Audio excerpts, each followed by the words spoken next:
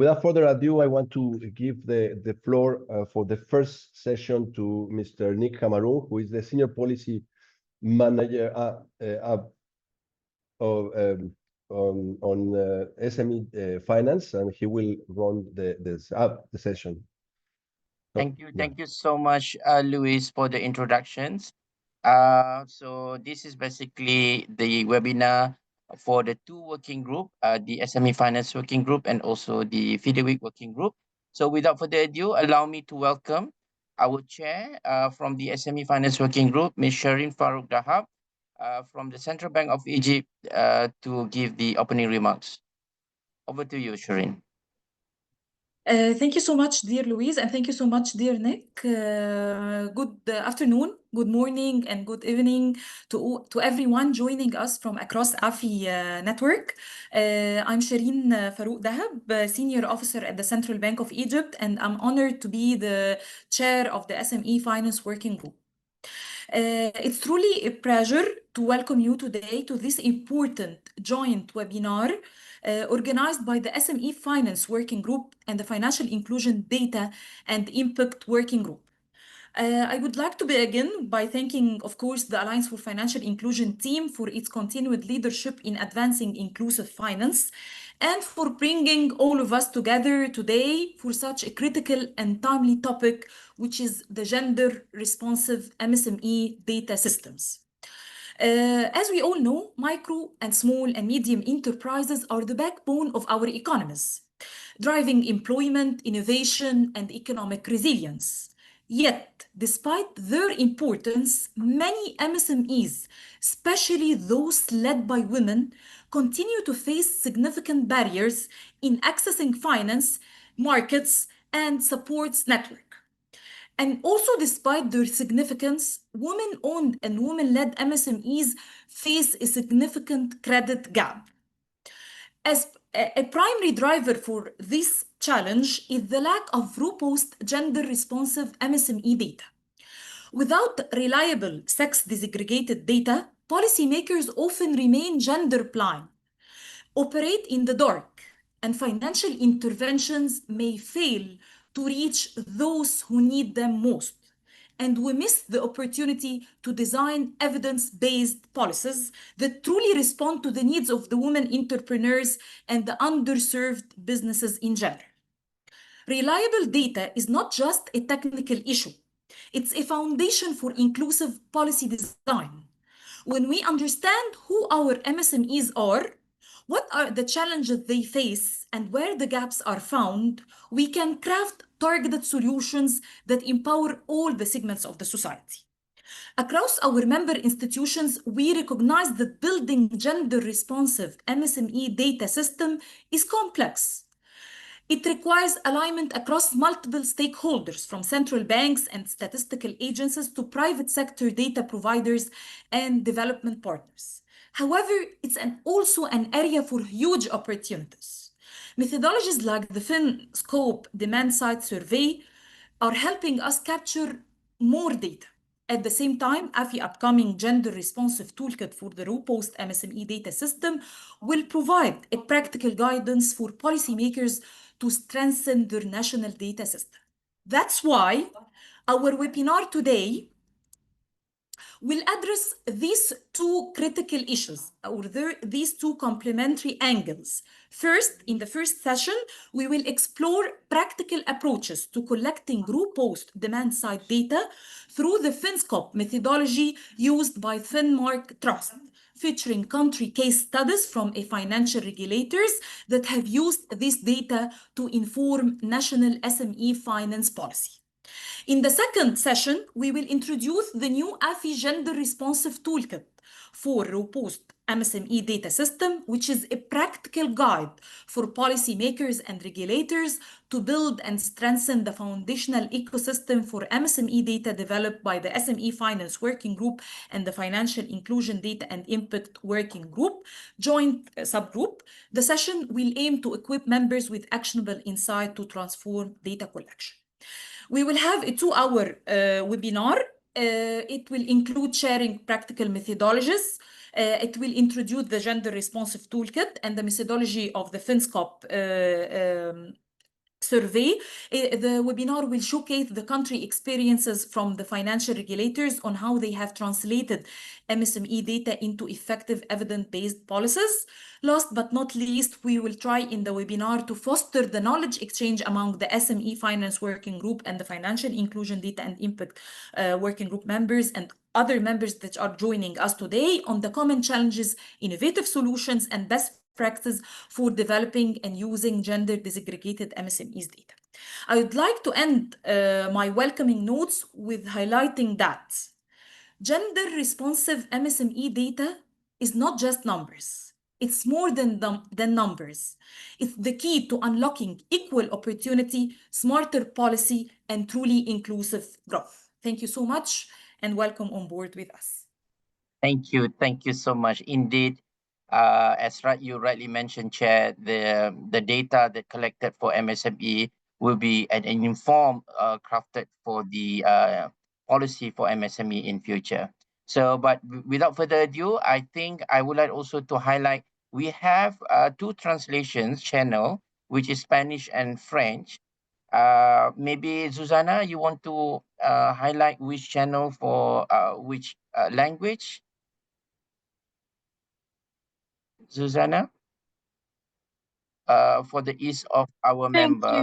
Thank you, Nick. But in your right bottom corner, you can see the sign of the globe, and there you can click on the language you prefer to listen to.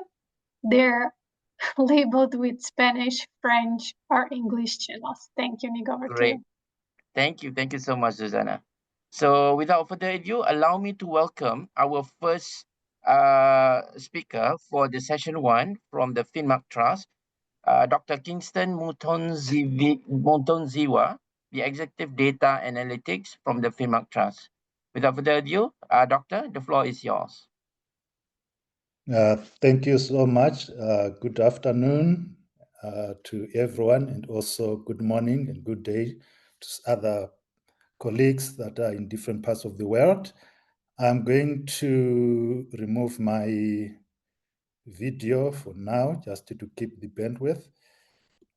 It's a pleasure really to participate in this discussion, and I have been listening to the chair. I think she was highlighting very important points that I'm going to quickly summarize. I prepared about 10 slides just to kick the discussion, but obviously some of the points I'm not going to really highlight them much, but it actually helps to understand how we implement the FinScope surveys in different countries.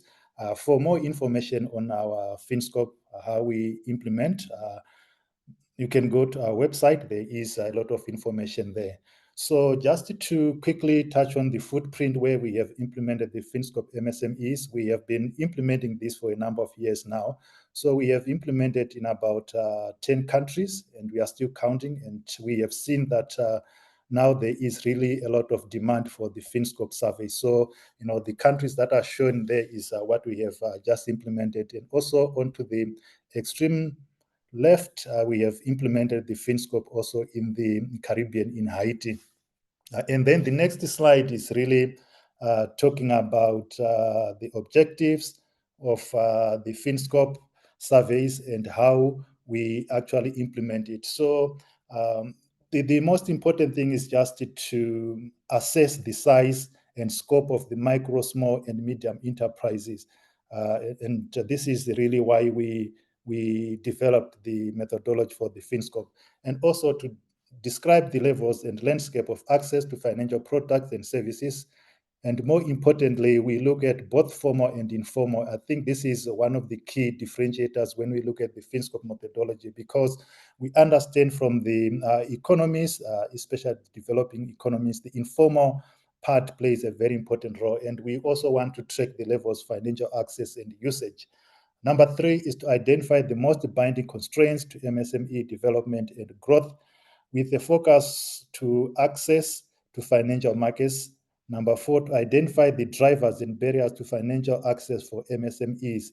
And lastly, to identify and describe the different market segments with the specific development to stimulate segment-related product innovation and evidence-based policy. So these are just a summary of the objectives, but obviously we can still expand them. But for today's discussion, I just highlighted these objectives. And on the next slide, just briefly to talk about the methodology. What is important is really to look at the critical stages to define the desired universe, because when we are implementing a survey, we need to be able to really identify who is the target person that we are going to interview. In this case, we need to be able to identify who is the target MSME that we are talking about. So the first thing is really to look at the universe, and we are talking about the adult business owners in a country. The business owners, mostly they are going to be 18 or 16 in some cases, years and older, depending on the country dynamics. And also we work with the steering committee to define the definition of an MSME according to the country specific. So different countries, they have different MSME policies. So we work with the local stakeholders. And I think that this is one of the most important things of the FinScope methodology, that we work with the local stakeholders to be able to customize the way we implement the survey itself. And it's important to also highlight that all sectors are eligible for selection. So very briefly, in terms of the sampling methodology, the sample is drawn by the National Bureau of Statistics. Obviously, we work with them very closely in terms of how are we going to draw this sample. And as FinMark Trust, we actually use computer-assisted personal interviews, and I think this is the common knowledge these days that we don't see even research houses implementing surveys using paper-based. So we use tablets to collect the information. And in terms of the quality control, is the standard quality control that are implemented by any research house. We work with even the steering committees. They are allowed to go and observe what is happening in field, and also give their input into the way the survey is implemented. The back checks, the standard back checks is also applied. Data validation is also done against the census or any available data set. And we also do the listing, which I'm going to be talking about as well in the next slide. So in terms of the geosampling approach, geospatial modeling that we actually implemented, maybe I can take you a bit back that, when we started implementing the FinScope methodology, the MSME, we used to do household-based survey approach, but we realized that it was really important to use some of the available information, and we do geosampling approach, and we look at the information that is available out there and use it to identify or to classify the country into what we call the enumeration areas, and then use that information to actually analyze and classify whether there is high concentration of MSME, medium or low concentration of the MSMEs. And on this map is just an example of what we did for Malawi. We were able to then divide the country into the different enumeration areas and classify whether where we find the high chances of MSMEs as well. And in the sampled EA, all structures identified through census data or Google Earth are verified to ensure a complete census as part of the quality control processes. Areas with high concentration will follow systematic listing and validation. So, in this case, we actually use our expertise to model the information that is there to come up with a sampling frame. So in a nutshell, this is how we are able then to say, in this area, we find, these EAs, and in these EAs, there are high chances of finding the small businesses. And this approach has actually improved the way we are able to collect the information. So this is really quite important to take that into account. And the next slide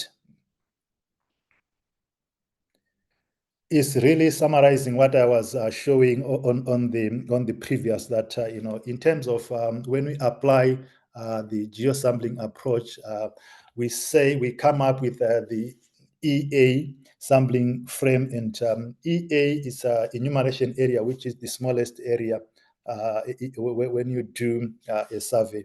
So we normally classify them or stratify by low, medium, and high areas with high probability of finding small businesses. And we also do a stratified multi-stage cluster sample, which is going to be drawn. And again, we take into account, at regional level, urban, rural, and also business active area groups formed by the business activity prevalence. As I have already said, we classify them as high, medium, and low areas according to the modeling that we would have done. And then we use the power allocation to be able to actually draw a representative sample. And I want to go into the technical aspects, but the power allocation is the one that takes into account this proportional allocation technique.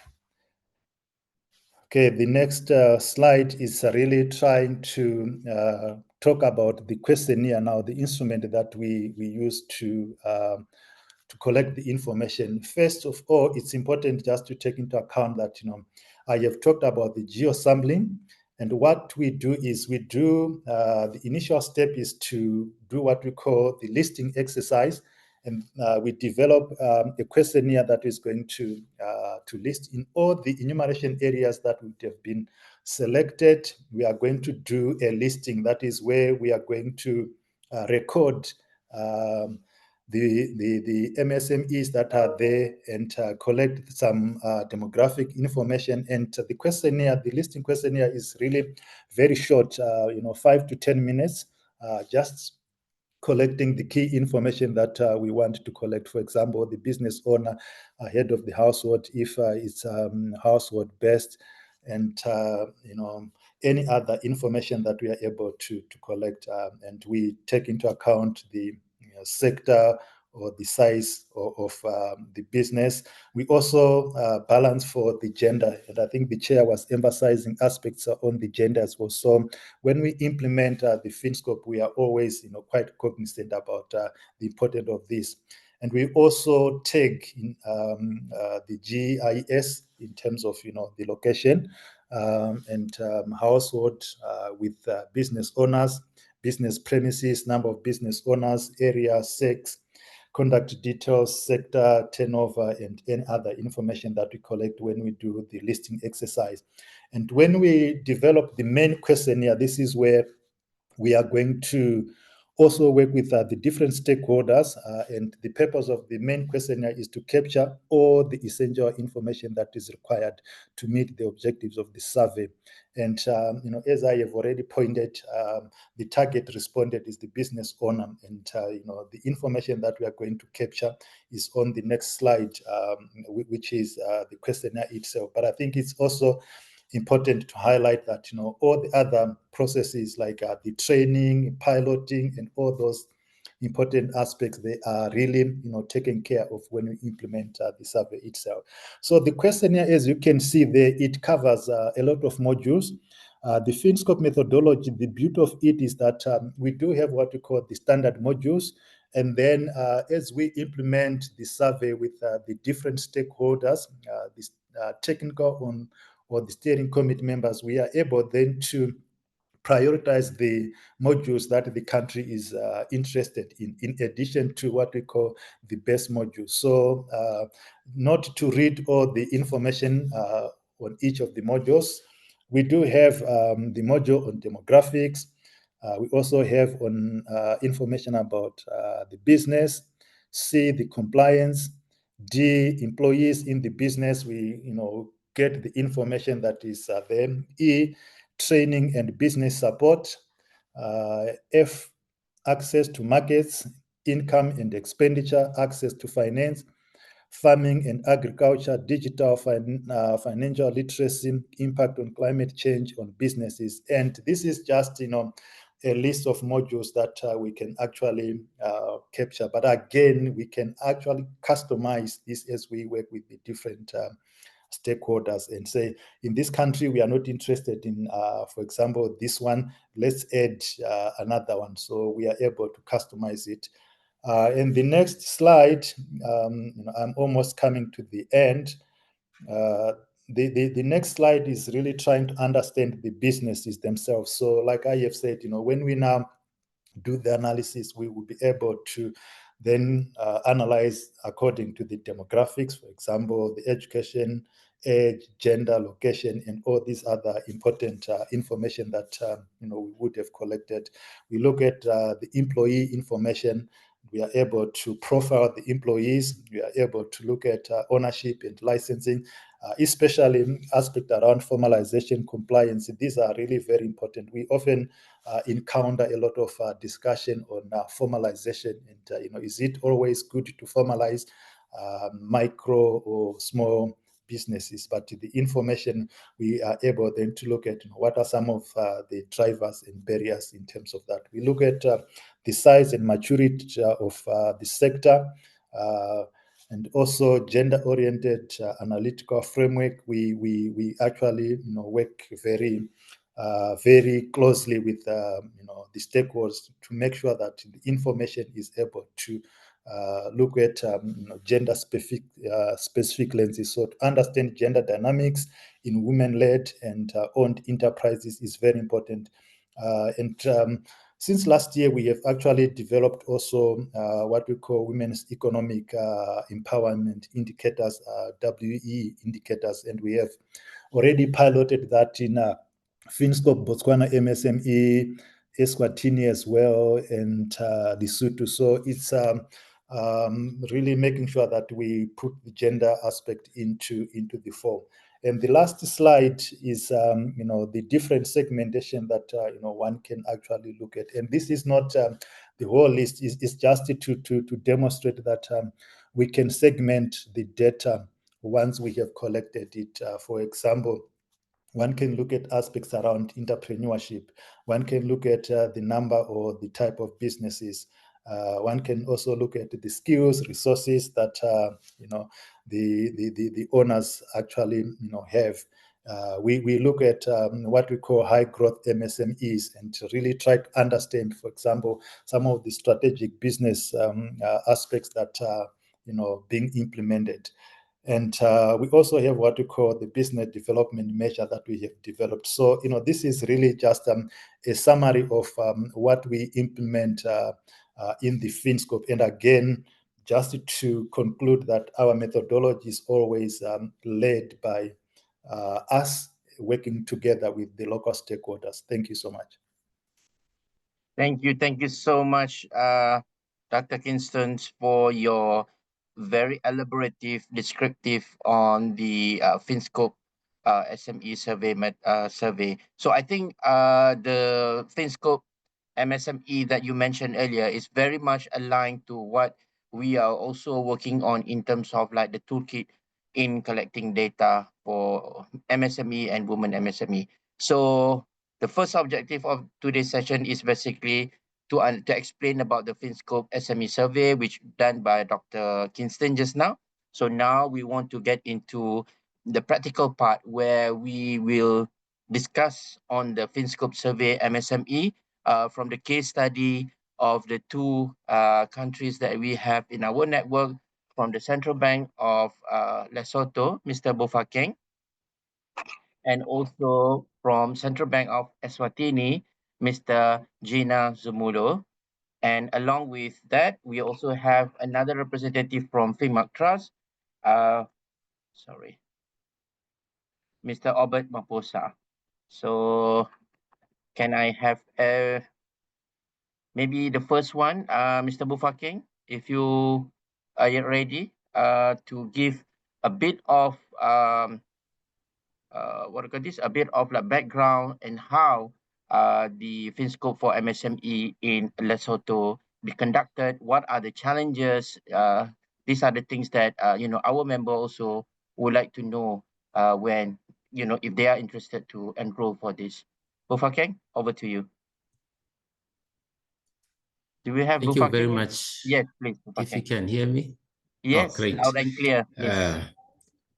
Thank you so much, and good day, everyone, from whichever part of the world you are from. It's always great to see all of you. I'm sorry I missed a lot of you in Namibia. Swakopmund, I was not able to attend. Dr. Kingston, our partners from FinMark Trust, and Obet, and of course my chair, Shireen. Is always good to hear a lot of thoughts from you, and thank you for your support.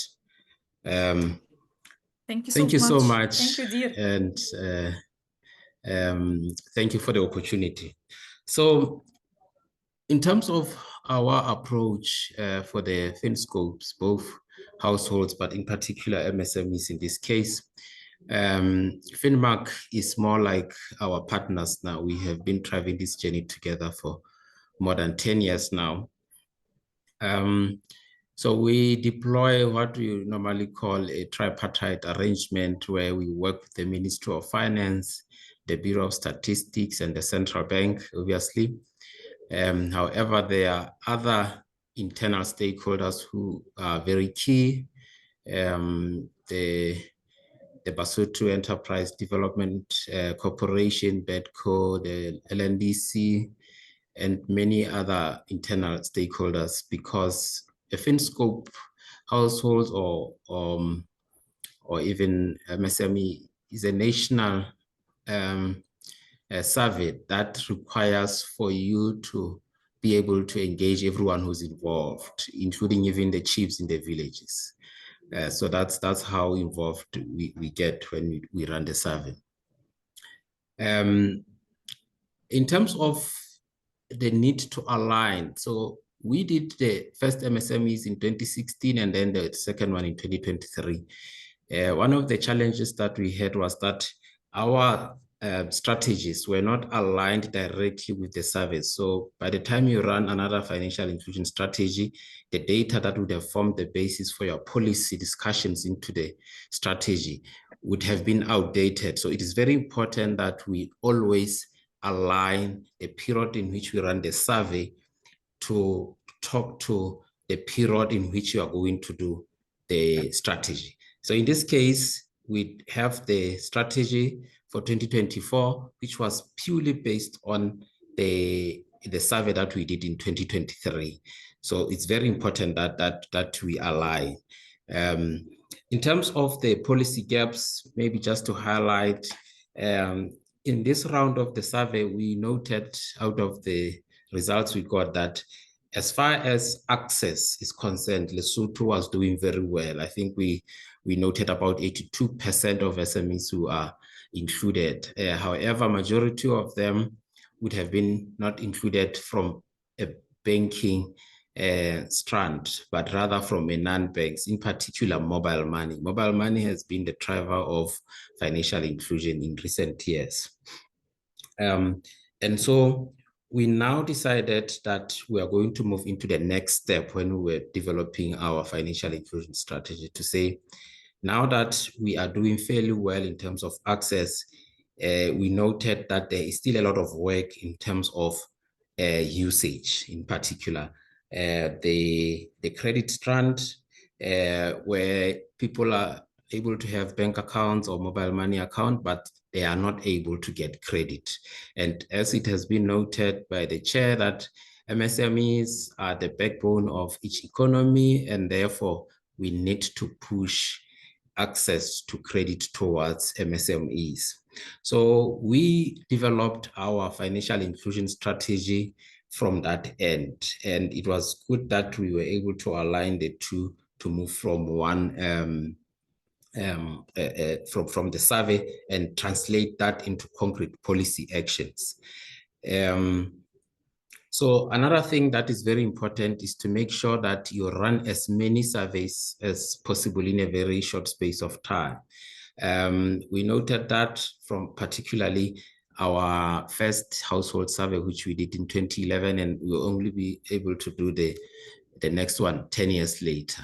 So in between, there were a lot of engagements and initiatives that we undertook, but we were not able to measure in terms of the impact that they were doing, because we didn't really have a demand side survey to gauge what we are doing and to see if we are making impact. So it is also important that we engage these surveys as periodic as we can. I'm not sure if you may want to guide me with further questions, but that was the Yes. background that I just wanted to lay. Yes, Nick. thank you so much, Bufakeng. It always interesting to hear the journey and also sharing from Lesotho. So next we have from our own co-chair one, Mr. Gina. So Lesotho have shared in terms of like in the collaborations, what draw them to move with this FinScope for MSME. So can you share a bit from the Eswatini point of view, how it's been done, and then what are the challenges? Who are the main stakeholders in incorporating this FinScope for MSME coming together in Eswatini? Please, Gina. Thank you so much, Nick, and good day, good evening to all parts of the AFI network.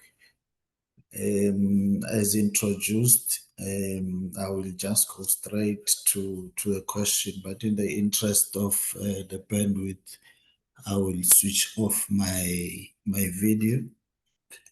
Yes, in terms of the stakeholders, I think we are on a similar line like the Lesotho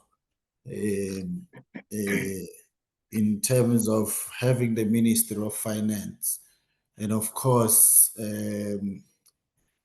they use the Center for Financial Inclusion, to drive or coordinate and monitor all the financial inclusion issues. And we also have another regulator, which is the Financial Services Regulatory Authority, which focuses mainly on non-bank financial institutions. And then it's us as the central bank, we focus on the regulation and supervision of the banking sector. We also do have other stakeholders, which is FinMark Trust. And the role of FinMark Trust, I would say, is the overall project management, as well as providing the technical assistance and quality controls during the surveys. We also have the Central Statistics Office, which we call it CSO. And that team specifically has oversight of all statistical or surveys, as well as in terms of data collection. We utilize our Eswatini Economic Policy Analysis and Research Center. We call it SEPAC. Those are the guys that coordinate the whole program on the other side. And of course, I wouldn't go into detail in terms of which banks, which non-banks we have. I think our main focus as the central bank, as the primary regulatory authority in terms of the financial sector, is to ensure that data which is collected is utilized to formulate the monetary policies, strategies that are aimed at enhancing financial inclusion, as well as the mandate of the central bank, which is financial stability.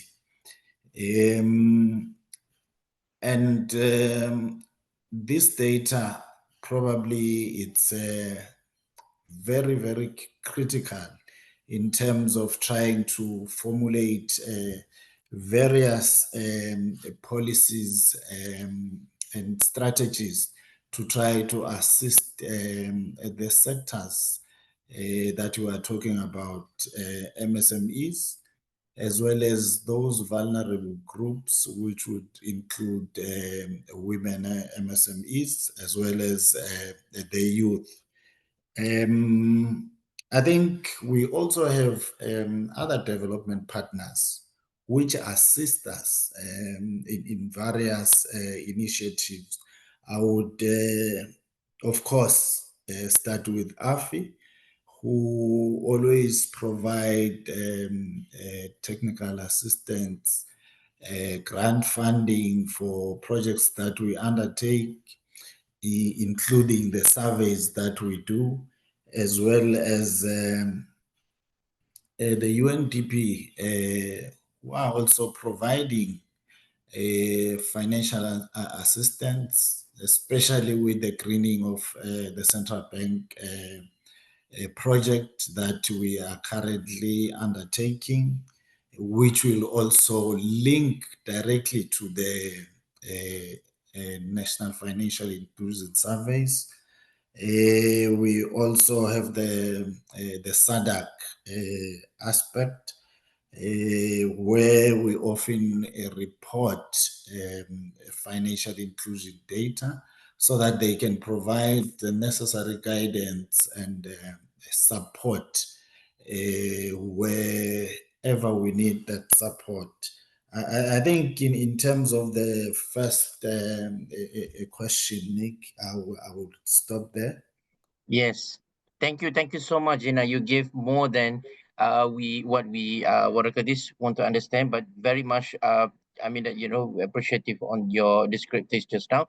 But my question is that you did mention about the collaboration, the coordination between central bank and other ministry. You mentioned about Ministry of Economy and then other agency also. I just want to know, because this is also being raised in our working group, how much that you think central bank would involve in the development of MSME? Because when we are thinking about FinScope MSME, it's not merely on the supply side, but also a demand side and also a supply side. So it also involved in the, let's say, the development or policy of MSME master plan, and then access to finance is one of the pillar in the development of master plan, or you can name it as a roadmap for MSME.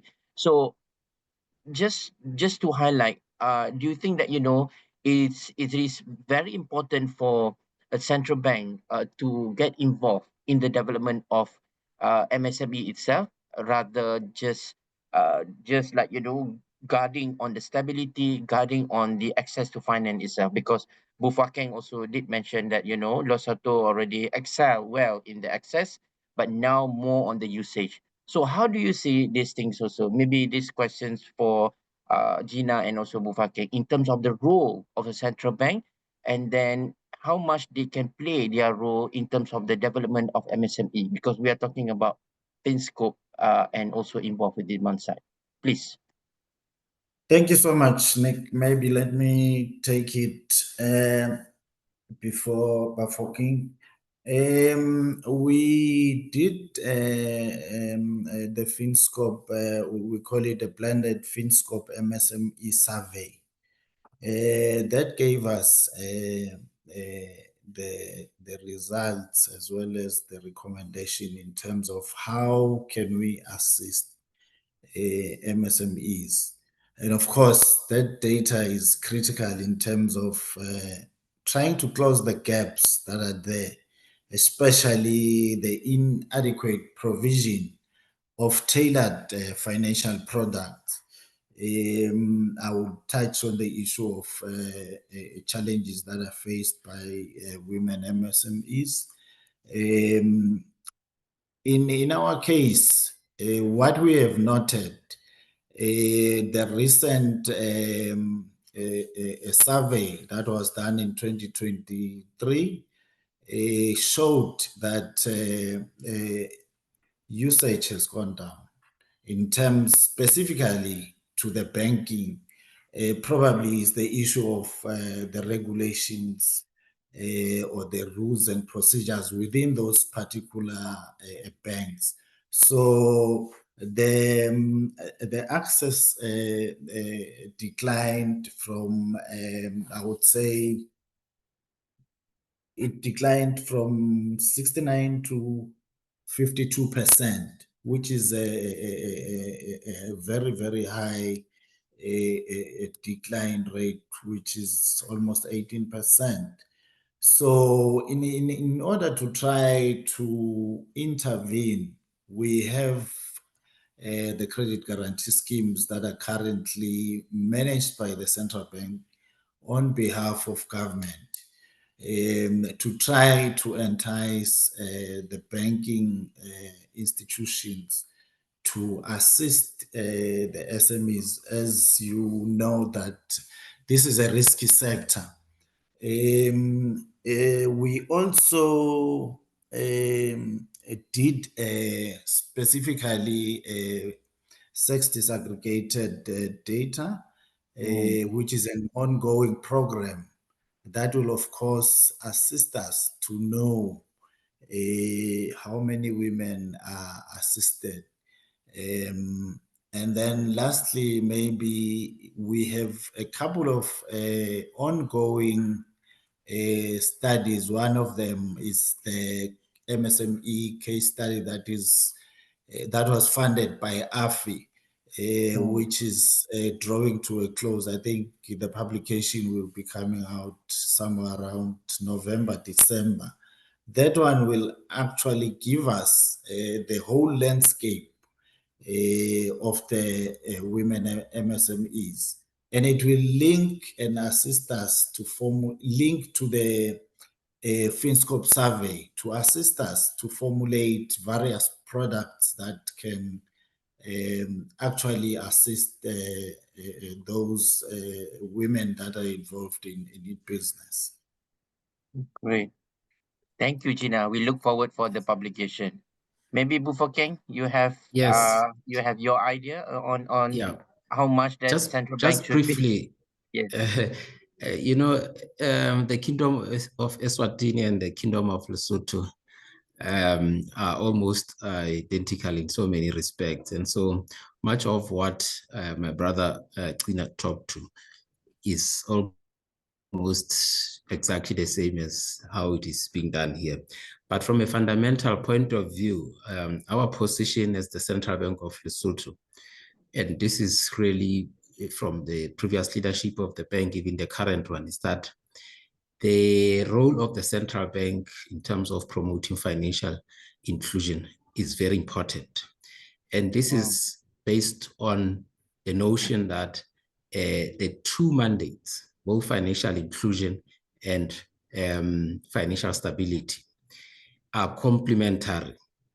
So in achieving our primary mandate of financial stability, as long as we achieve that through whatever means possible, including financial inclusion, we regard financial inclusion as being part of the mandate itself. And so we have also assumed an active position to say the central bank has to be active. And I'll make two examples of what we did to intervene in the market. We issued a directive or directives for commercial banks to increase their credit to deposit ratio to above 70% as a policy position that we adopted. We also adopted far back, I believe, the directive for commercial banks to have in place what we called a basic income account, where anyone with 3,000 malodi income and below should be having access to a bank account under the basic account, and that account should not attract a lot of costs. So these are some of the direct interventions that we put in place, because we understood that if you have everyone participating in the financial sector, that in itself improves or helps in achieving the mandate of financial stability. Thank you. Great. Thank you so much, Bufakeng, for sharing that. And I think some of the other member institutions have done the same kind of basic account. I think Shireen did mention before in Egypt, and also I came to know Paraguay also have this basic account for MSME. So sorry, Albert, to keep you waiting, but now I switch the gear to Albert because we've heard the practical kind of like experiences coming from Eswatini and also Lesotho. So I want to come back here in terms of the key design, which was shared by Dr. Kingston earlier. So if you can reiterate on the key design principle behind this FinScope survey, because from the two sharing that we heard before, it's becoming that, you know, this is quite important, not only as a basis for the groundwork for molding the policy for MSME, but also in educating or complementing other what I call this roadmap like the NFIS and any other document. So, Albert, can you explain a bit on the key design principle of the FinScope for MSME and also other things which is pertinent in this FinScope? Please, Albert. Thank you, Nick, and good afternoon and good day to the rest of the colleagues on the call.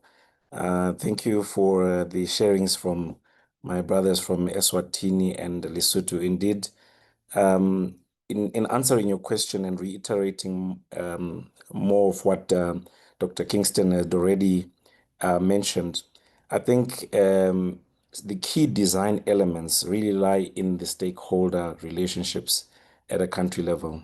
When we look at MSME development, it is a cross-cutting theme that falls within the mandate of the Central Bank as explained by Mr. Bafokeng, and also it's cross-cutting to other line ministries such as your Ministry of SME, Micro, Small and Medium Enterprise. It also reflects in Ministry of Agriculture, and more recently we're seeing ministries of women empowerment being erected in countries, and these become very key stakeholders in the administration of a FinScope survey, which not only fulfills the purposes of being a key data point in your NFIS, but also in the shaping of your SME policies and strategies from a growth access to market, as earlier shared by the Chair Shireen in opening remarks.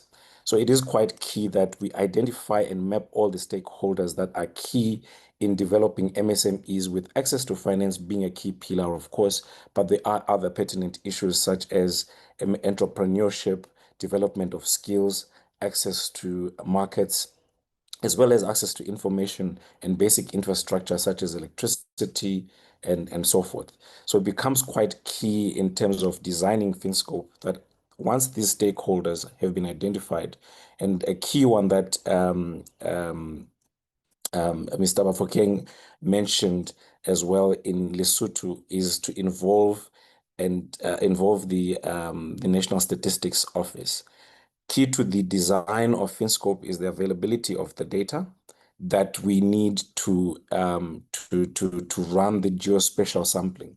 As we know that a lot of the MSMEs in our countries, in the developing world, are informal, which means there is no reliable database that we can go and sample from. And it's key that the data that is being generated by the national statistical agencies has a geospatial attribute, and more of it is also having has this gender disaggregated or sex disaggregated data, which allows us to have more information on the location of MSMEs at a national level. So the sharing of this data is a key part in the successful implementation of FinScope surveys. In countries such as Eswatini and Lesotho, we've had the success of key and deep running stakeholder relationships with the statistical agencies and central banks, as echoed by my colleagues earlier. This has allowed us to have that data, to model it, create a sample design, and have more accurate and gender-led data. So in a nutshell, Nick, as without repeating a lot of what Dr. K had already said, is just to add that the gender, the gender component or the gender responsive aspects of making sure that our data looks at the different pockets of segments where women are invested, particularly when it comes to MSMEs, is through the the cultivation of these networks that run through the different institutions and allowing them the platform to lead in the FinScope MSME survey design processes and having their different expertise pronounce some of the sections that we would then elaborate in the survey as presented by Dr. K. In the modularization, for example, your agriculture and farming, which at a smallholder level in many countries is led by women. So it becomes very pertinent to identify these different ministries within the conducting of FinScope MSME surveys, so that their voices and frustration points and the key data points that they also require from the FinScope data can be revealed. I think I'll stop there. I don't know if Thank there's you. Thank you so much, question. Robert, for your answer. But now I open the floor for any of our members who are interested to ask questions to any of our distinguished panelists. You are more than welcome to please raise your hand, or you can also put it in the chat box. While waiting for that, Albert, please don't go yet. I'm coming back to you with the questions because you did mention about the informal sector. Two things that I would like to highlight here. One is on the informal sector, that most of our members are having this kind of problem. Like, do you think that, by having a FinScope for MSME, it could somehow, it's not a silver bullet, but somehow mitigate or be partially solve the problem of informal sector? In terms of gathering the data, because you did mention earlier that if the survey be conducted only for the former, where you have 85% of the total establishments of informal MSME are there, which is not included, so it will not represent as it is. So do you think that this FinScope can also cover the informal sector? That is the first questions to save some time. My second question is on the financial health. Lately, a lot of members are becoming more interested in this topic of financial health, and I noticed that you also highlight financial health in the FinScope for Lesotho. So can you share these two perspectives, one on the informal sector and also second on the financial health, while waiting for questions from the floor? Please, Robert. Thanks for those two questions, Nick. Indeed, the core objective listed by Dr. Kingston there is to size and scope the whole of the MSME sector. That includes formal and informal businesses. So while we are in the design stage, we have a deliberate segmentation through the geospatial sampling approach that then identifies enumeration areas with a higher prevalence of MSMEs. And in these particular selected MSMEs EAs, we identify both formal and informal MSMEs. And through a diverse approach of sampling, we try and ensure that we meet both sector, size, and gender strata within the sampling regime. This allows us to then have a balanced view in terms of both formal and informal enterprises in any particular province or region within a country, but also be able to represent and benchmark it at a national level. So in the absence of FinScope MSME surveys, a lot of the data gaps then appear where most surveys lean towards the availability of readily available lists of MSMEs or an SME registry, which most of the time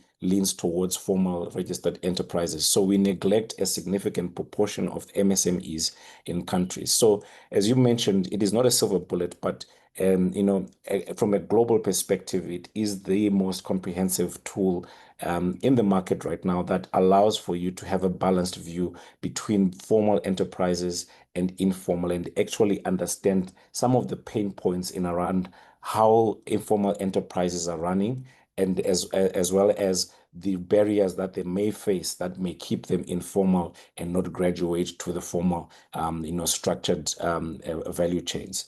So that is number one. In terms of, FinScope does give a comprehensive view of the informal sector, and in fact also gives other attributes in terms of data, what the informal sector is contributing to employment, to GDP contribution, and so forth. In the next question around financial health, and this is one of the most recent indicators that we've developed in terms of understanding the financial well-being of business owners.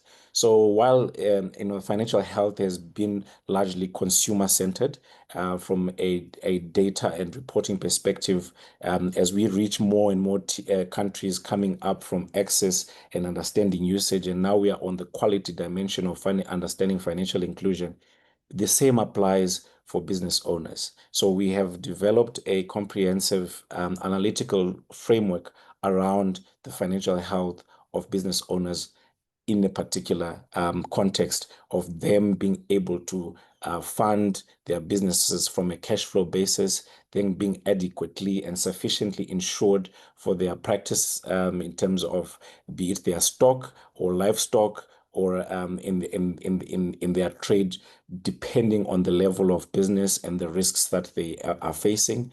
We also look at it from a needs-based approach, whereby we're looking at the quality of financial services that they are receiving, as when we look at affordability, convenience, and accessibility. So all these dimensions have melted into what we call a financial health indicator, where we then compute the proportion of those that are accessing financial services and what level of health from a vulnerability to a moderate and to those that are what we would call financially healthy. So this is a specific write-up in terms of understanding the indicator, but it really shows and even if we look back at Lesotho, it really shows that even among those business owners that are included, a larger proportion of them are vulnerable, which means that there is some work to be done in terms of improving the quality of access and covering all the other areas, particularly the exposure to climate change risk,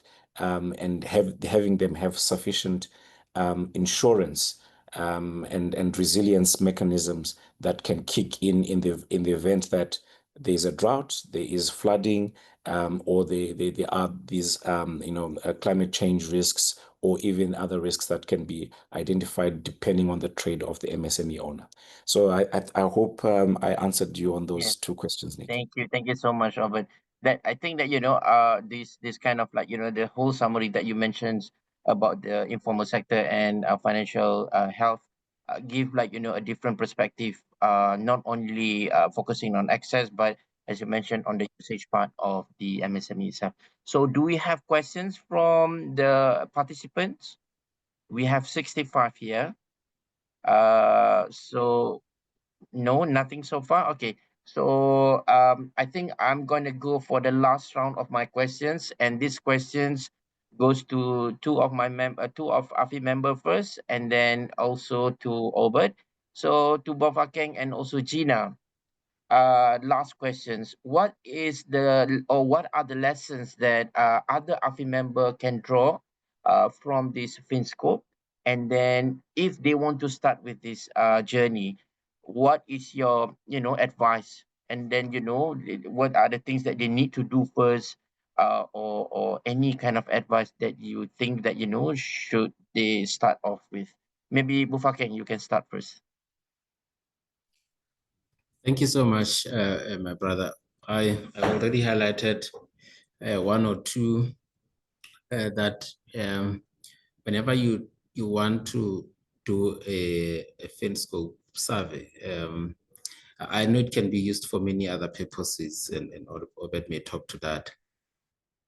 But alignment with your financial inclusion policy or strategy is very important, so that your policy or your strategy should be well based on evidence-based data in the form of the results of the survey. That's very key. Another key ingredient has already been highlighted, which is very important, is the ability to rally around all key stakeholders and have everyone actively participating and contributing. And I made mention of all government ministries, key government institutions, even the Ministry of the Ministry of Local Government, including the chiefs, because much of the data that is collected is deep in the rural areas, and Lesotho being a mountainous country, for you to move from one place to another, you need participation of everyone in the villages, in particular the local authority, in many cases, in our instance, would be our chiefs. So it's very important. But two aspects that I wanted to talk about, which we are very excited about, is the inclusion of a financial health indicator, because it advises us beyond what people are included and are using, but to go beyond and ask a question of whether this inclusion is really meaning anything to them. You know, most of the small businesses, they eat out of their operations from one day to the next. And so if we have huge amounts of rains over 3 months, over 3 or 5 days, then that inhibits or does not allow them to do their normal operation. And that directly fits into whether they are able to feed their families or not. So this is some of the most important aspects that we want to highlight. I can make an example of financial education and literacy. The ability to manage your finances, the ability to manage your business in a way that can sustain you beyond 5 days, the ability to be able to manage risk, ensure part of your operations, to make sure that should anything happen, you are able to take something home and resuscitate part of your business. So these are some of the aspects that I think each and every AFI member that would want to engage into this business should be on the lookout for. But I can assure you, my friend, the FinScope survey is a very critical component of our key ingredient in our policy for financial inclusion. Thank you so much. Thank you so much, Prof. King. Gina, what's your take on this? Thank you so much, Nick. Maybe I will touch on a few. I will start with the issue of you have that FinScope survey, but in some cases you would find that there is a challenge of implementation. This is a good tool to implement so that it will guide what is happening in the economy. That is one for me. I think Bafokeng touched on the alignment with the financial inclusion agenda of that particular nation, as well as he touched on the collaboration and coordination issues. But you talked about informality, Nick, which is sometimes neglected in terms of having products that would assist them to move from the informal up to the formalization stage.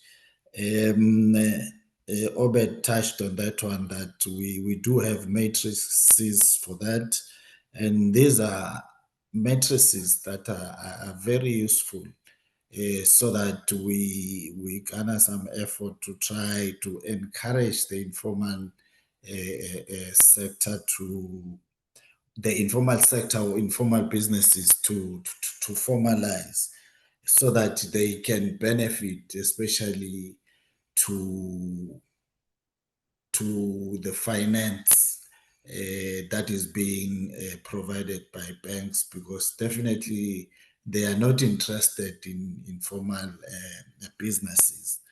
And lastly, it would be the regularity of how often do you carry out this survey.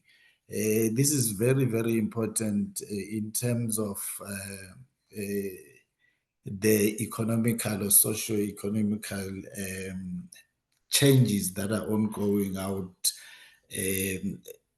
Of course, make an example of the COVID-19, which we are now seeing effects of it. And this was well captured, I think, within our last survey for 2023, where the indication was all the figures tended to be going down, even within the informal sector. Those are the issues maybe that I will contribute on to the other members. Thank you. Thank you.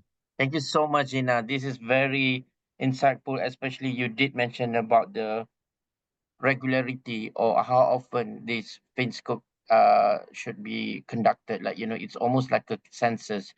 I mean that, for some member to conduct census is very costly. So, but somehow rather this what I call this exercise will give a better picture on some of the emergencies for the countries that have been through with a flood, droughts, or even like you mentioned the COVID-19. So last but not least, I give the floor to Albert. Maybe on the same take, what are the things that our members should consider when they because this 45 minutes or 1 hour obviously not enough, but what are the key things that they should consider if they want to conduct the FinScope also? Albert. Thank you so much, Nick. I think my two colleagues have really hit the nail on the head there with what is required. And I think to your last point that you just made, the other, really a key consideration is on timing and cost. As mentioned earlier, to have the survey properly timed when you are really looking at a second or third iteration of your NFIS, or you are looking to maybe redraft your SME policy, which is quite key in that the document is then based on the findings of what is actually on the ground. We have found, even in going to implement MSME surveys, where we are referencing a policy, but there's so much of a disparity between the policy that we're referencing and what is on the ground. So we would have to then have the steering committee then agree on a new on a working definition, so that this then surfaces the key data points that will then formulate a second or third iteration of that policy. So it's quite important that from a timing perspective, the country and stakeholders are in alignment to having this data come into a point where the drafting of the policy and the NFIS can seamlessly be based off the data that's coming from the FinScope. And I think you touched on this one, Nick. It is not a secret. This is a comprehensive survey that allows for a nationally representative sample. For some countries, these might take these sample sizes are in the tens of thousands. For most, they are between 5 and 9,000, which is quite costly from a data collection perspective. So it will be advisable that in terms of planning for a FinScope, a multi-stakeholder engagement is had where we include where it's public led with the central banks, the other ministries that are interested parties in the particular survey to also come in and chip in on that pot of fund where donors are available. And we have seen a big change in climate in terms of donor funding this year alone. And I'm sure other member states have witnessed the shifts within the funding landscape, particularly for these types of studies. We need to plan more proactively from a stakeholder engagement perspective, which means at a country level, a working group probably chaired by the central banks that constantly is looking at how then we can have the next iteration. For countries like Lesotho and Eswatini that implemented them in 2023 and 2024, the conversation now starts to say we need to plan for the next one in 2 to 3 years so that all of these nuggets in terms of the different stakeholders, the different funding pockets that need to come into this exercise can be built over time. I think those are the 2 points that I would like to stress. Thank you so much, Obert. So I think in the nutshell, what I can summarize here is, as rightly mentioned by Bufukeng, it goes back to the objective and the structure on how you're going to conduct the FinScope. Conduct with a relevant, it has to be a CCA or coordinated agencies or coordinated committee, because as Albert also mentioned that, multi-stakeholders, and then you also mentions about the timing and cost. It should be something which is like relevant to the strategy, like NFIS or any master plan, because that is basically the key point or the baseline numbers for crafting a policy for the next 2 or 5 years. And Gina also mentioned about the challenges and the regularities of this exercise. And two key points that being highlighted by our panelists is on the financial health indicator. Now we are moving from access to a more usage approach, and then looking into financial health, things like financial literacy, financial education. This is a very important element, not only for consumer, but also for MSME, and particularly women MSME who are still mostly lacking in financial literacy, and also the issue of informality. So by having the FinScope, this will include not only the formal but also the informal sector. So I think that give a bit of like heads up for us to move to the next step. And then I think in the next session, we are going to deliberate more on the toolkit which we built in-house, considering the factors that we have considered and the studies that we have conducted among the members of the SME Finance Working Group and also FitWeek. So with that, thank you so much. Please, I mean that, if in the physical, we give you a round of applause to all the panelists, but here maybe we give like applause to all the panelists. Thank you so much again to Bofo Kenosi from Central Bank of Lesotho, Mr. Gina, our co-chair one, Gina Zulu from the Central Bank of Eswatini, and also Mr. Albert from Maposa, from a senior policy financial specialist from the FinMark Trust.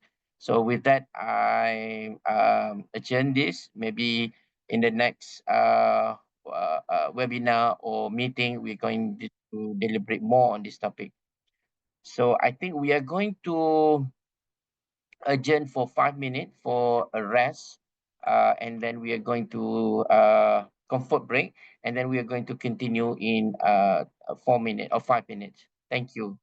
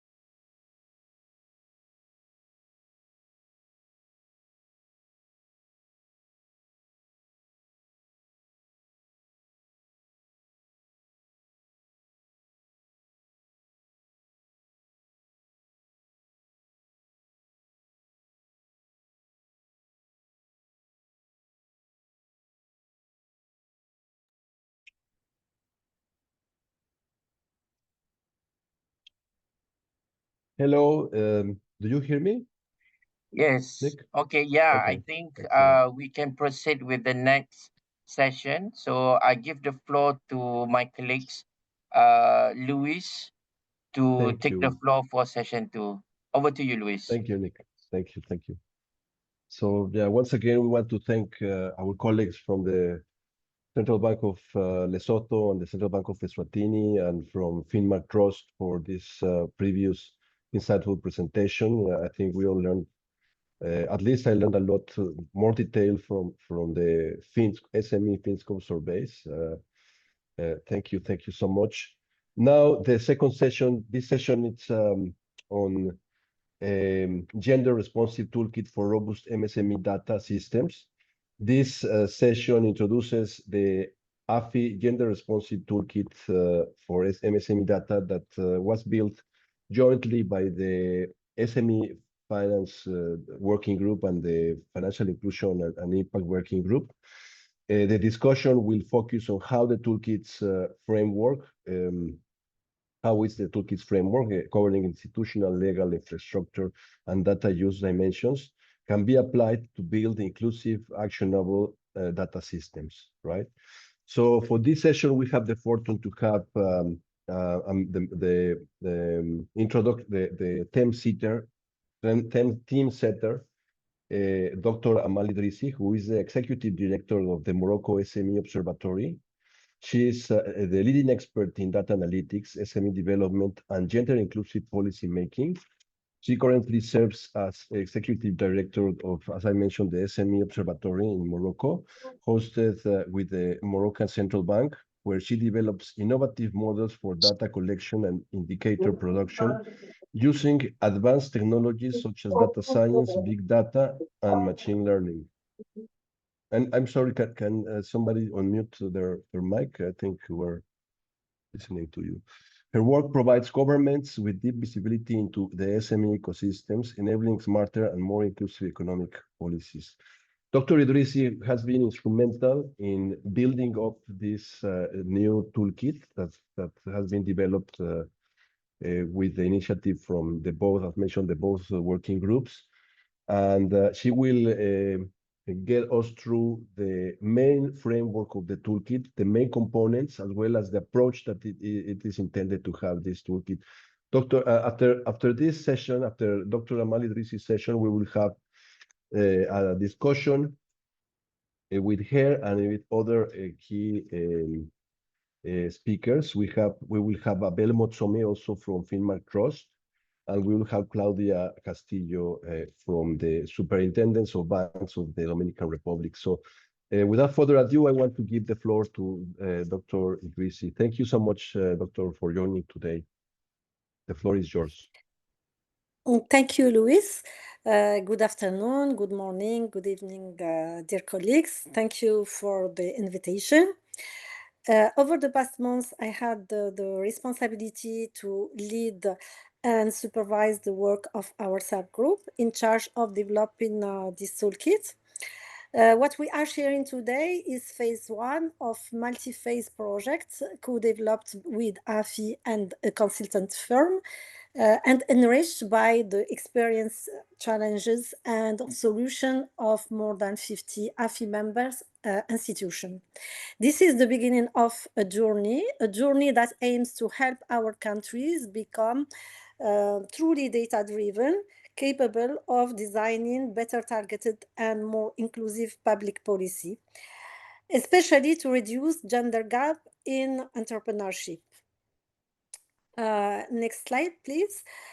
We are developing this toolkit because SME data is a challenge for all our countries. We know that reliable data is essential to understand SMEs, to design the right policies, and to measure their impact.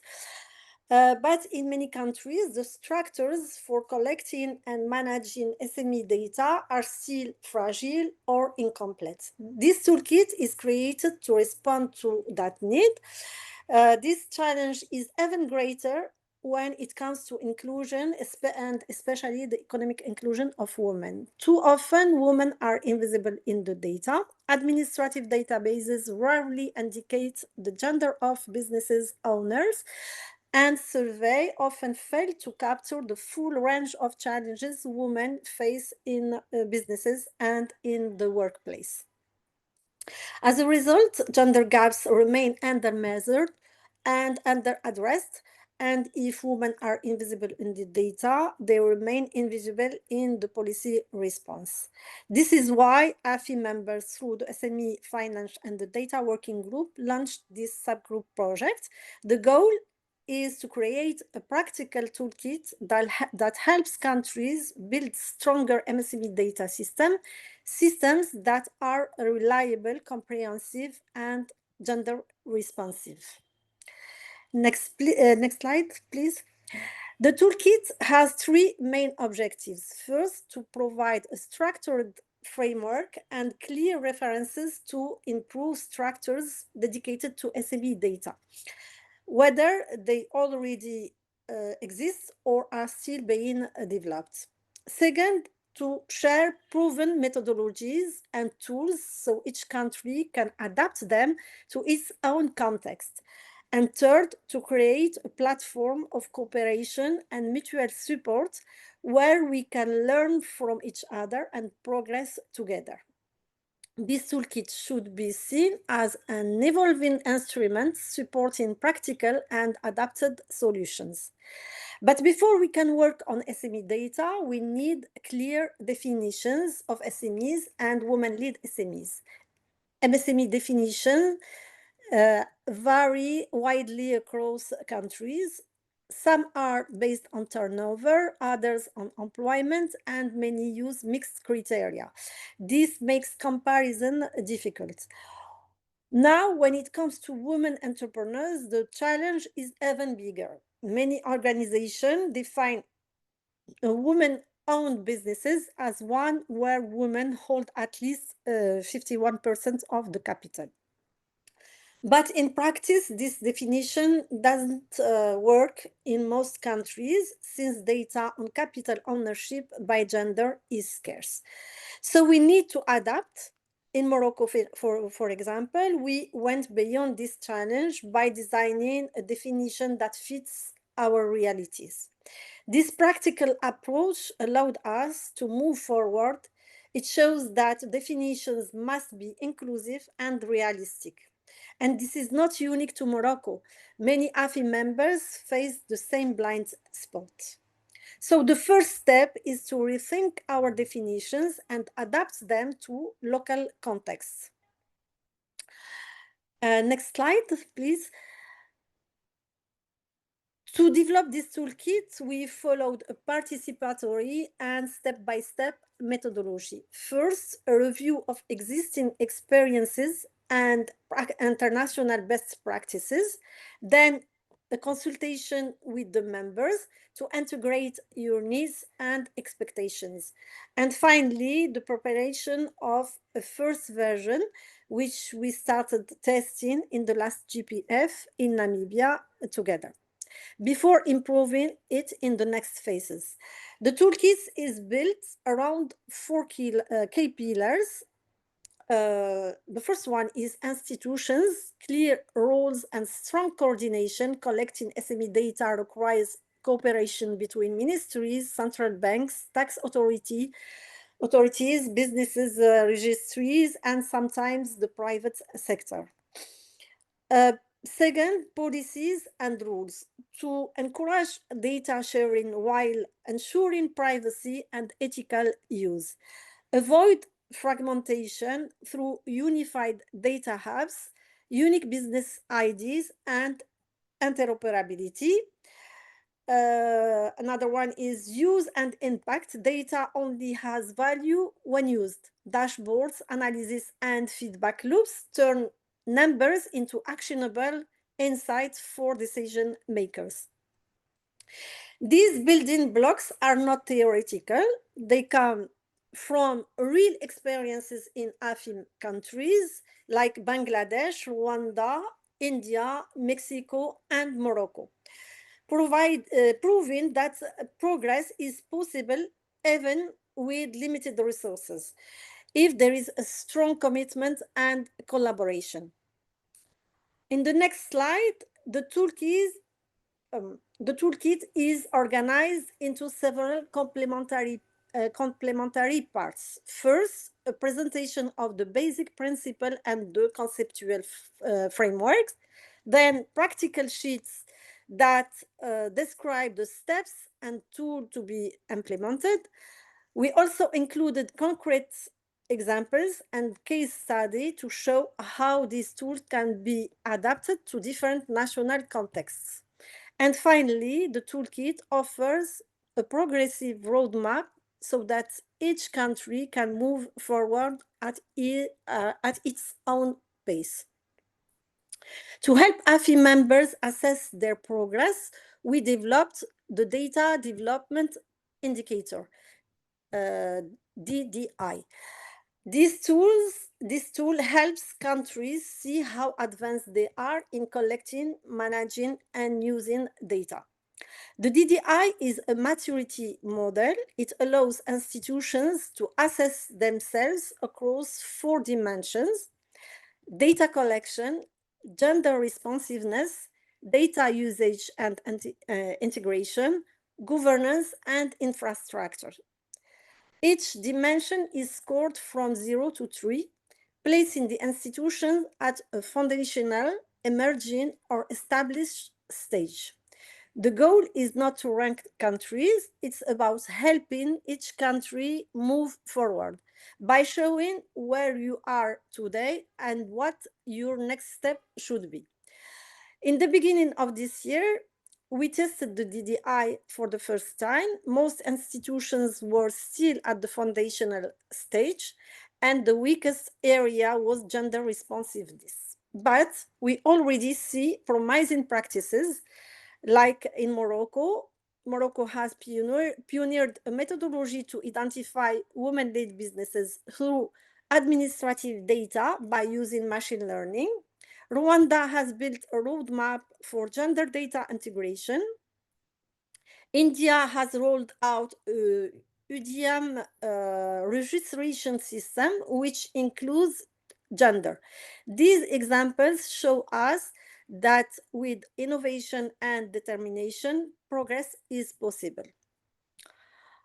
Next slide, please. This toolkit is expected to deliver several concrete outcomes: improve the availability and quality of data on SMEs, provide countries with a practical guide to enhance their structures and systems dedicated to data, promote comparability between countries to encourage the exchange of experiences and mutual learning, and finally, support the development of more targeted and effective public policies through better use of data.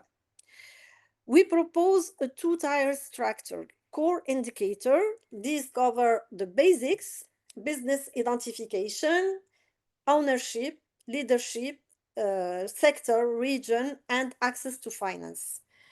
Enriched indicator, these go deeper: employment, wages, use of digital services, participation in public procurement, innovation, and even exports. The principle is that gender should not be treated as a separate add-on. It must be integrated across all indicators. Next slide, please. A spreadsheet full of numbers or indicators alone is hard to interpret and does not lead to action. For many users, it's difficult to see the story behind the figures. That's why we propose simple dashboard templates, tools that transform complex data into visual that are clear, intuitive, and directly useful for decision making. A dashboard can make the story behind the numbers.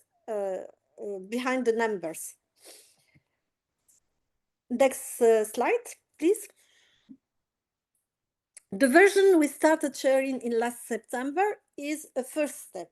The next steps will be to collect your feedback and suggestions on this initial version, improve and enrich the toolkit based on your inputs, pilot some of the tool in different countries to test their relevance and adaptability, and finally, publish a consolidated version that can serve as a common reference for all members. Now, a very important point, having the right systems is not enough. We also need the right skills. We must invest in statistical and technical capacities. Many institutions still face gaps in this area. Building multidisciplinary teams that combine data science, economics, and gender expertise should be a strategic priority. Building these capacities is not a short-term task. It requires investment, training, and peer learning. In Morocco, through the SME Observatory, we are already sharing our expertise with other countries and international partners, such as the World Bank, Data2X, or Women's Financial Inclusion, to assist countries set up similar data hubs. The goal is to build a community of practice where countries can learn from each other and move forward together. Next slide will be the conclusion and call to action. As we have seen, the Women MSME Toolkit provides a structured and adaptable framework that countries can use to strengthen their MSME data system, from mapping existing sources to building institutional coordination and developing actionable indicators. But this is only the beginning. The next step is to move from design to implementation. That's why we would like to propose a pilot phase in collaboration with AFI to test the toolkit in a few volunteer countries. This pilot would allow us to validate the methodology, identify the most effective approaches for different institutional contexts, and document good practices that could inspire the entire network. Countries participating in this pilot would have the opportunity to work closely with the technical team, including the Moroccan SME Observatory, to apply the toolkit framework step by step, mapping national data sources and identifying gaps, establishing multi-stakeholder coordination mechanism, building an integrated MSME data hub aligned with gender-responsive principle. The lessons learned from these pilot experiences would then feed into the next version of the toolkit, ensuring that it remains practical, inclusive, and driven by real-world use cases. We believe this learning by doing approach will help countries move faster toward operational data ecosystems that truly support MSME and gender inclusive policies. And I would like to have your feedback on these propositions. Together, we can move from fragmented, incomplete system to inclusive, gender-responsive data ecosystems. And together, we can ensure that MSMEs, and especially women-led MSMEs, become a true engine of inclusive growth.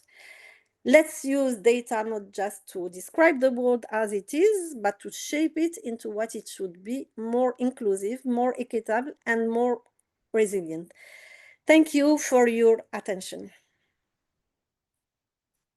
Thank you so much, Dr. Amal Idrissi. Thank you so much for this, for describing, getting us through the toolkit, right? And also sharing a little bit of also where do you foresee this toolkit to be, right? Right after publication, this toolkit we want to make it published by end of November.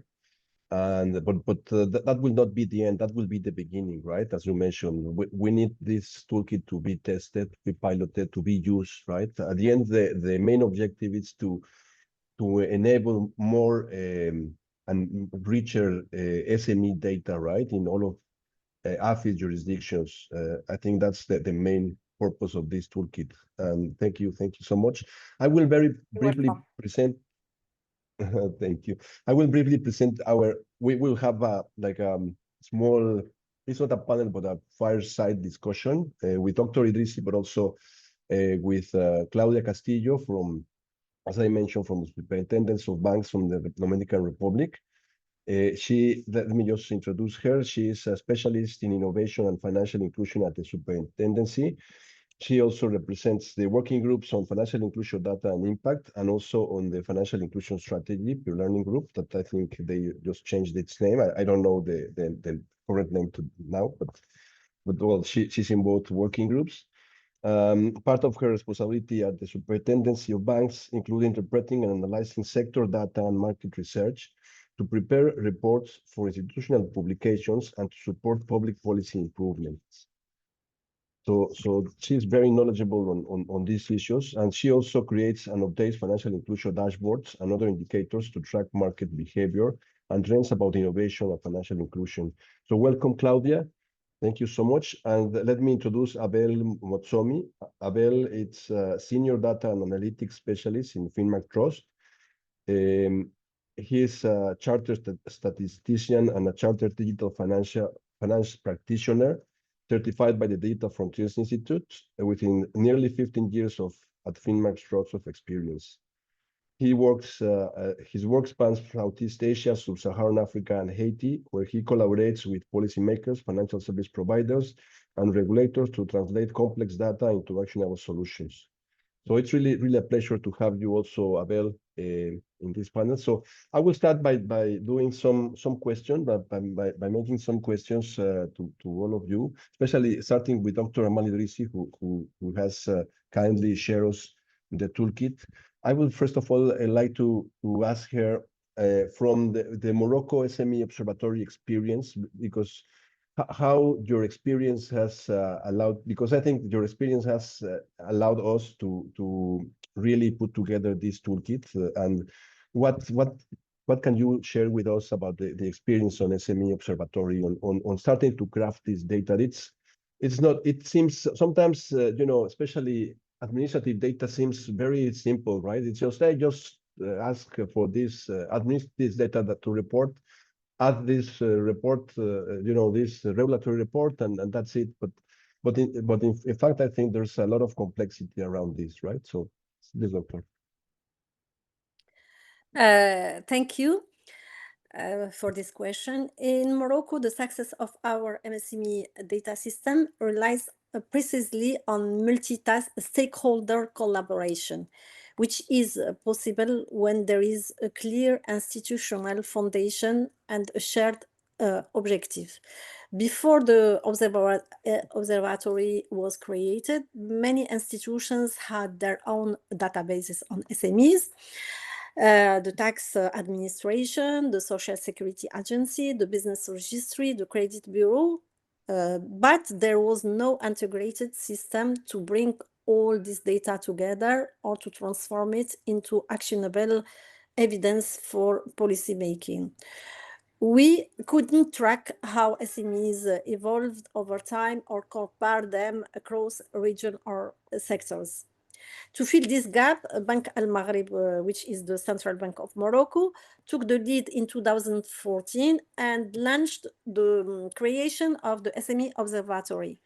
The idea was ambitious: bring together all key actors, public institutions, ministries, and the financial sector around a common goal, building a complete, reliable, and sustainable information system on Moroccan enterprises.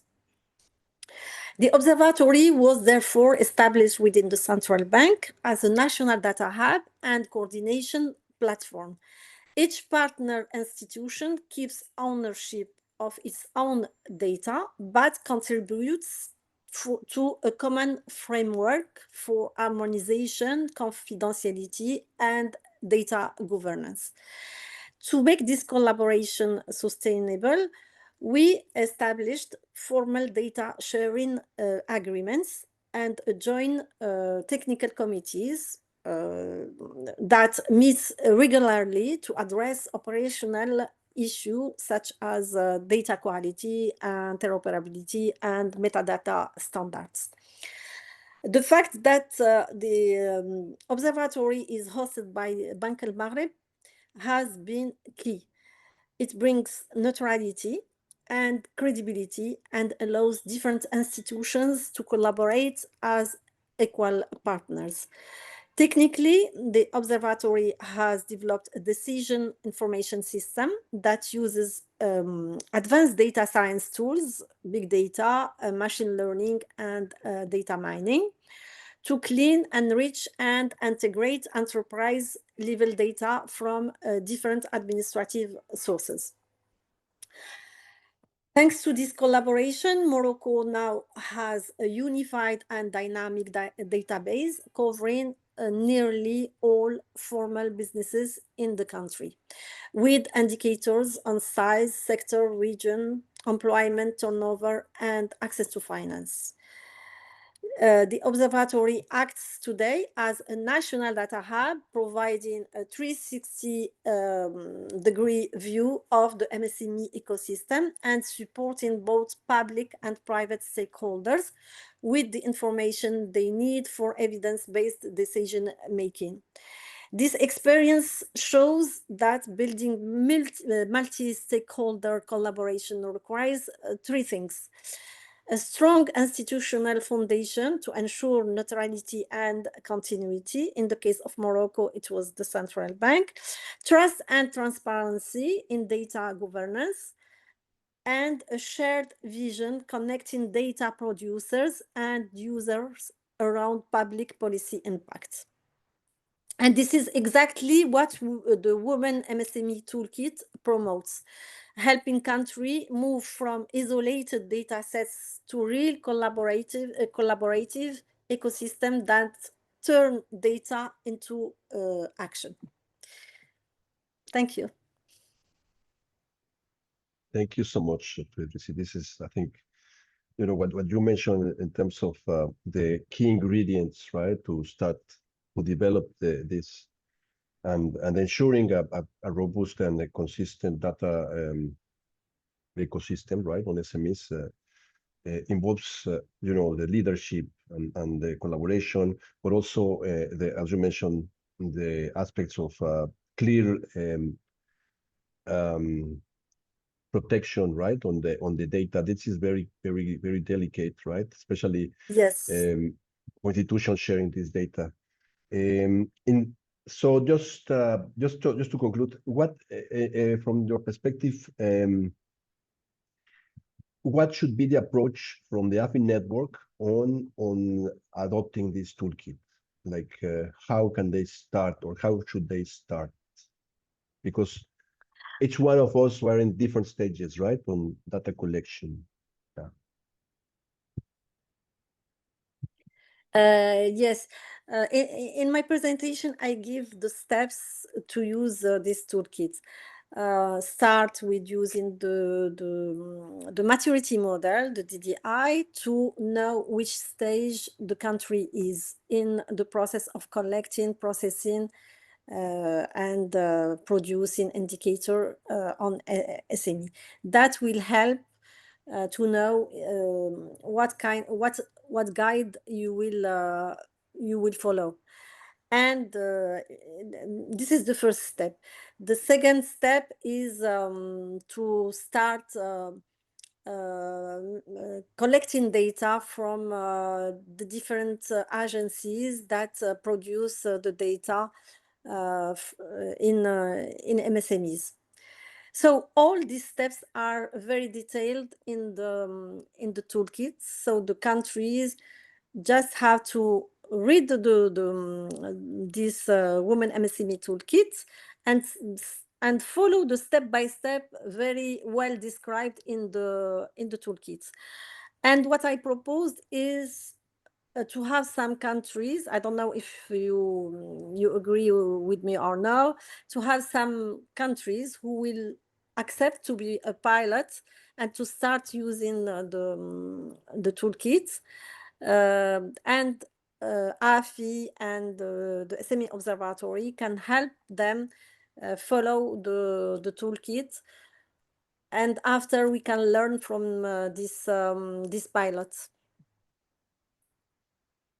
Thank you so much. Absolutely, we really support this idea, right? I think that's yeah, exactly the way to really make life or make living a living document, right? A living toolkit is to really test it and to pilot it, and yeah, I think we would encourage members, especially.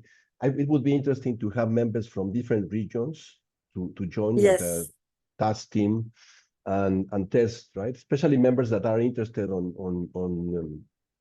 not only on developing more data, but also on having like an assessment of what's the data right now, their own practices and tests, and also give us feedback, right? To fine tune the toolkit to make sure that it's very useful. Thank you so much, Dr. Idrisi. Now I want to ask to Claudia. Thank you so much for joining very early in Dominican Republic, Claudia. We know that the Dominican Republic has been very active, for instance, on the Women Entrepreneurs Finance Code, right? You have signed off the We Finance codes, and you have been very active. Also, your institution is very active on data collection, right? But one question that I have is how has been this approach, right, on the We Finance code, because it's very close to this initiative on the toolkit, right? How has this approach started to allow the Dominican Republic on collecting more, especially gender disaggregated data on SMEs? And hello, thank you, Luis. Yes. Since 2023, the Superintendencia of Banks of the Dominican Republic has been an early national adopter of the Wi-Fi code, taking a coordinated and data-driven approach to systematically collect gender disaggregated MSME data. The Superintendency has long collected sex disaggregated financial data, which are publicly available to the SIMBA dashboard and the biennial gender report in the banking sector. These efforts has laid the foundation for the Wi-Fi code pilot, which expand the scope of the gender to include the MSMEs. This expansion aims to better understand this segment to support the development of the public policies dedicated to women-led MSMEs and provide financial institutions with a tool to design tailored value propositions for this group. Through this pilot initiative, the Superintendencia Bank has been working closely with financial institutions, also the Central Bank, the Chamber of Commerce, also the Ministers of Industry, Commerce, and MSMEs to integrate gender variables into the MSMEs data reporting, but also by the consensus all the participations institutions are adopting the following definition is that women lead MSMEs are those in which woman is the principal owner or hosts at least 51% of the ownership stake. This definition was agreed upon with the framework of the Wi-Fi code discussions with the objective of the standardization, the measures unreported of the sex disaggregated data across all the Dominican Republic financial systems.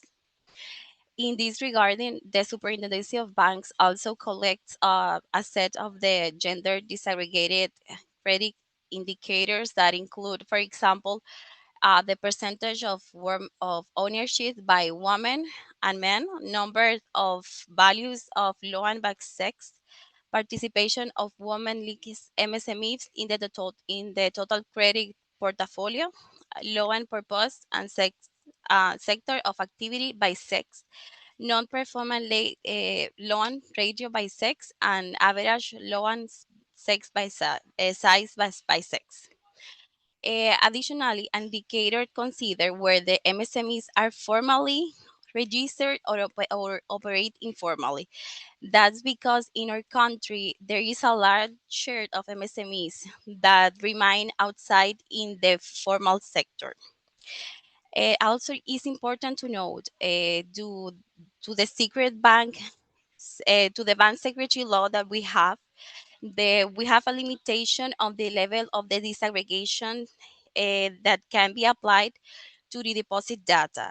For this reason, the pilot focuses primarily to the credit portfolio, where the regulator framework allows us to have greater detailed and traceability of information. However, with these constraints, we collect data aggregated deposit indicators. For example, we collect the number of deposit accounts and values of deposit accounts.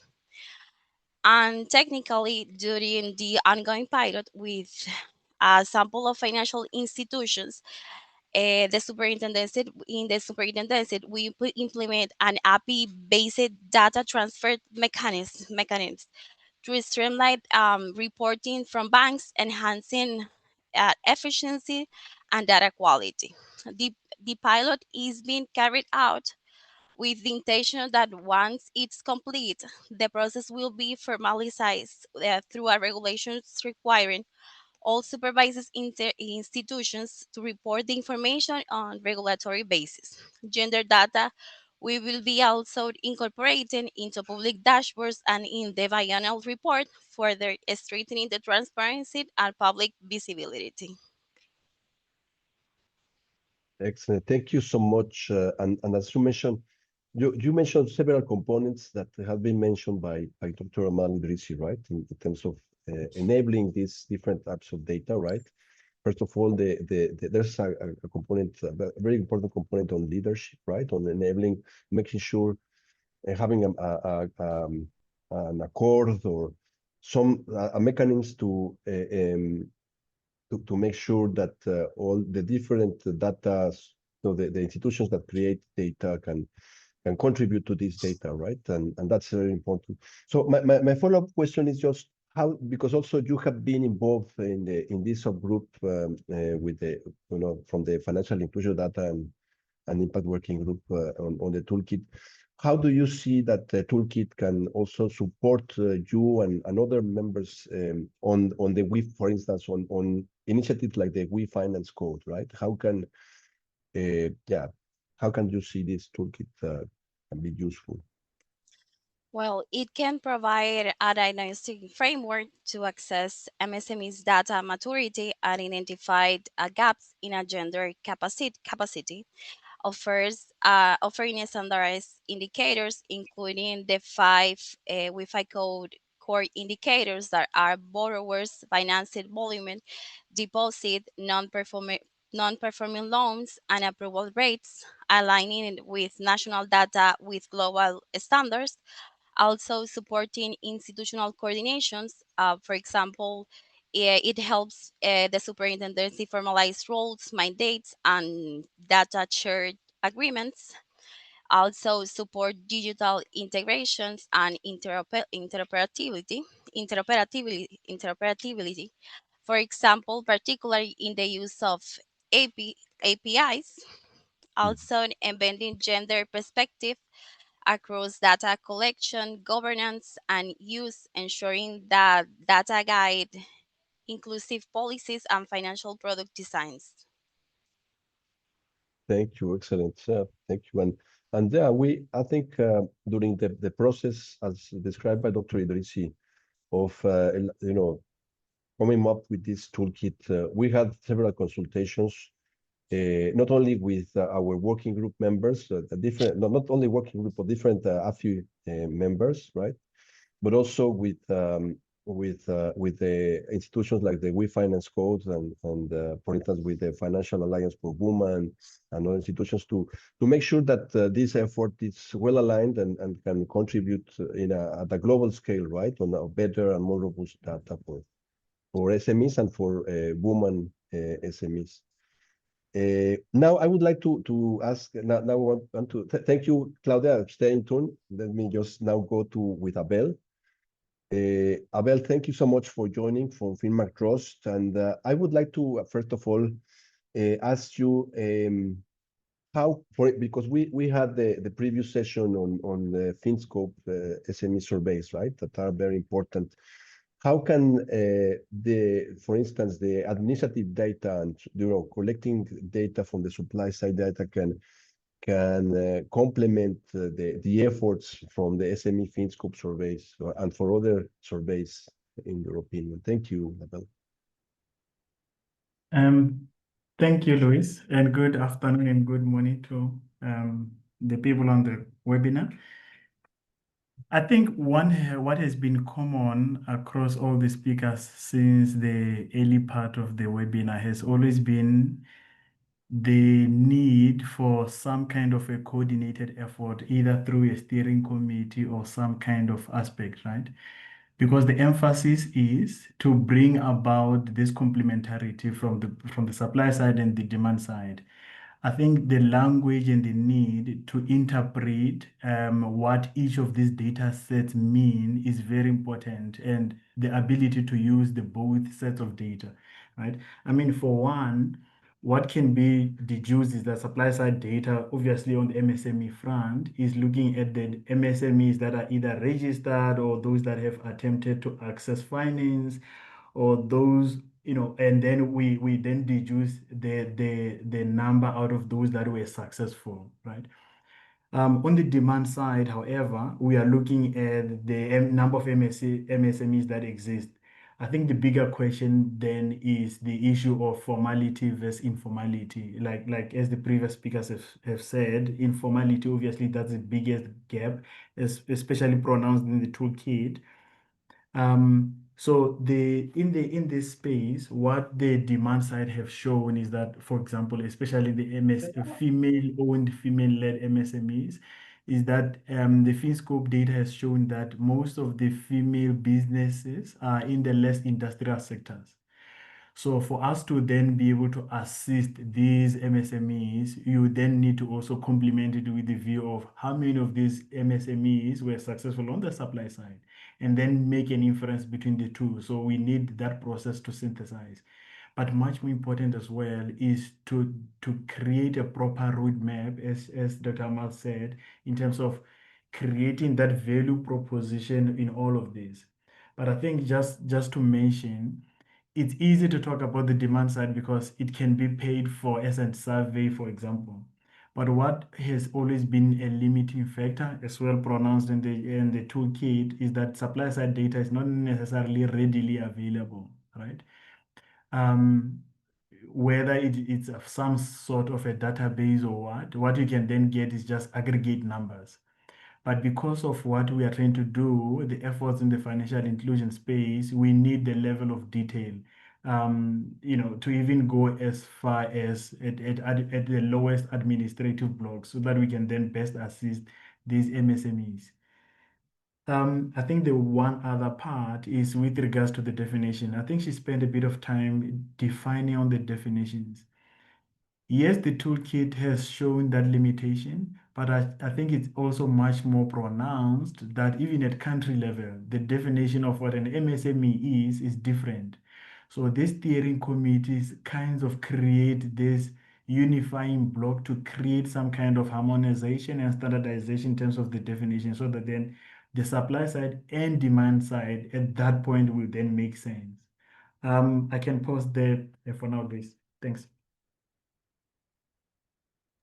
Thank you so much for bringing all of these important aspects, right? The leadership, the need for leadership, the definitions, and creating this roadmap, right? That these tools, different tools can provide. I don't know. Another question that I have, Abel, is in the past, how FinMark Trust has collaborated on strengthening, for instance, what you mentioned on this supply side data, right? Because we know that you have developed a very robust FinScope surveys, but I think you have also developed some specific studies, right?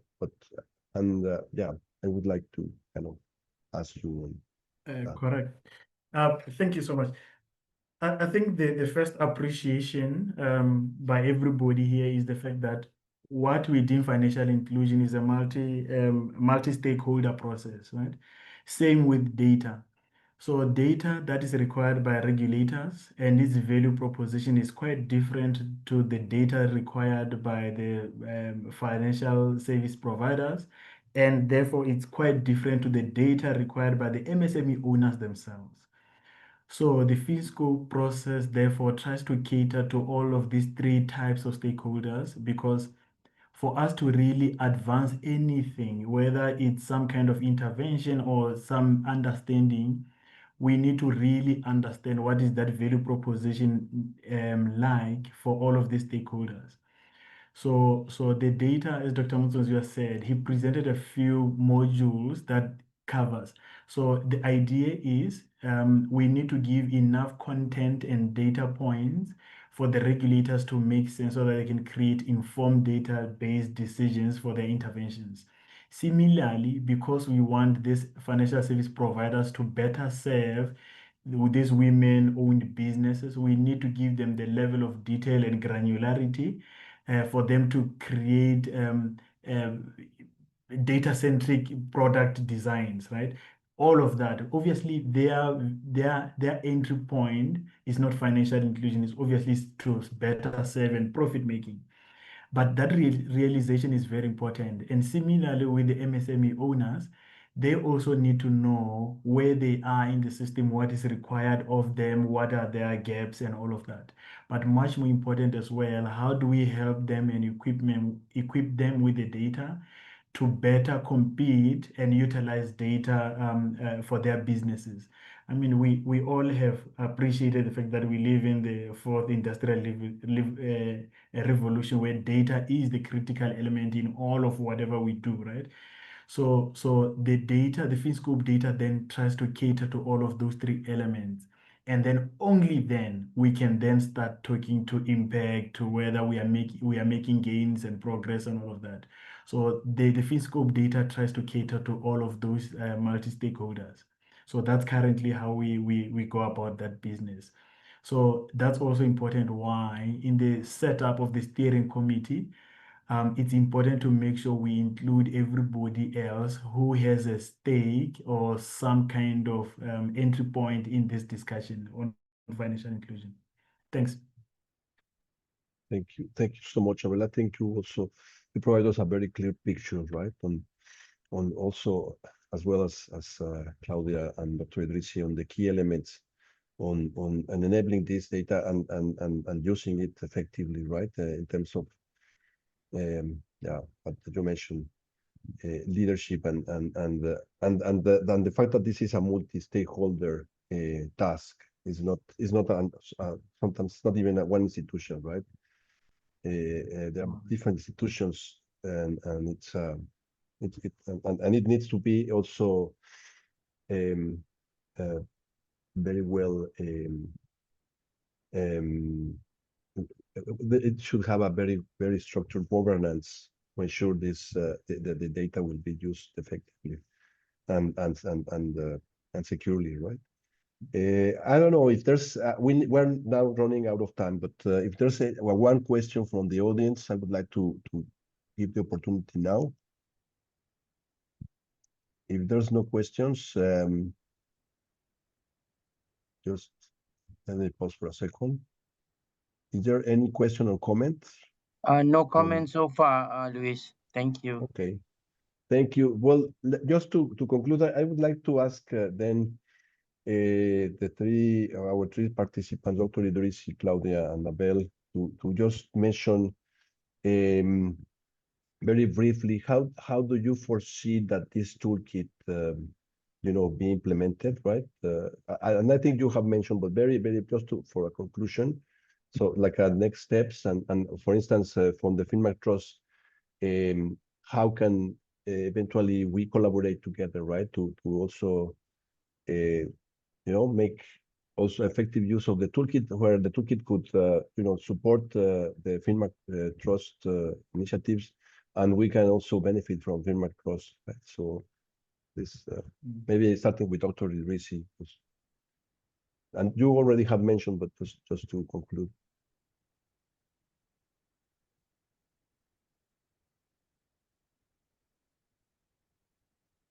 Or Claudia, please, if you want. Okay. Well, to ensure an effective implementation, I have 5 points that I will like to emphasize. And the first one is like institutionalized coordination mechanism. It's like create an integrated committee or working groups to harmonize gender data standards and reporting processes. Also apply data development indicators in order to establish a baseline to measure data maturity and guide technical support. Also start with core indications. For example, start with the toolkit start one indication and progressively expands to type 2 indicators. Second, leverage technology for data indicators. We'll build API pilot to create an operative data hub. Fourth, ensure ethics and data protections. And 5, promote capacity building and peer learning. Perfect. Thank you so much. This is very useful. Thank you, Claudia.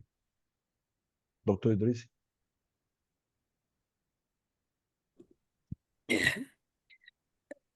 We can start, maybe we can start, as I said, by having this country who will be the pilot. I can give some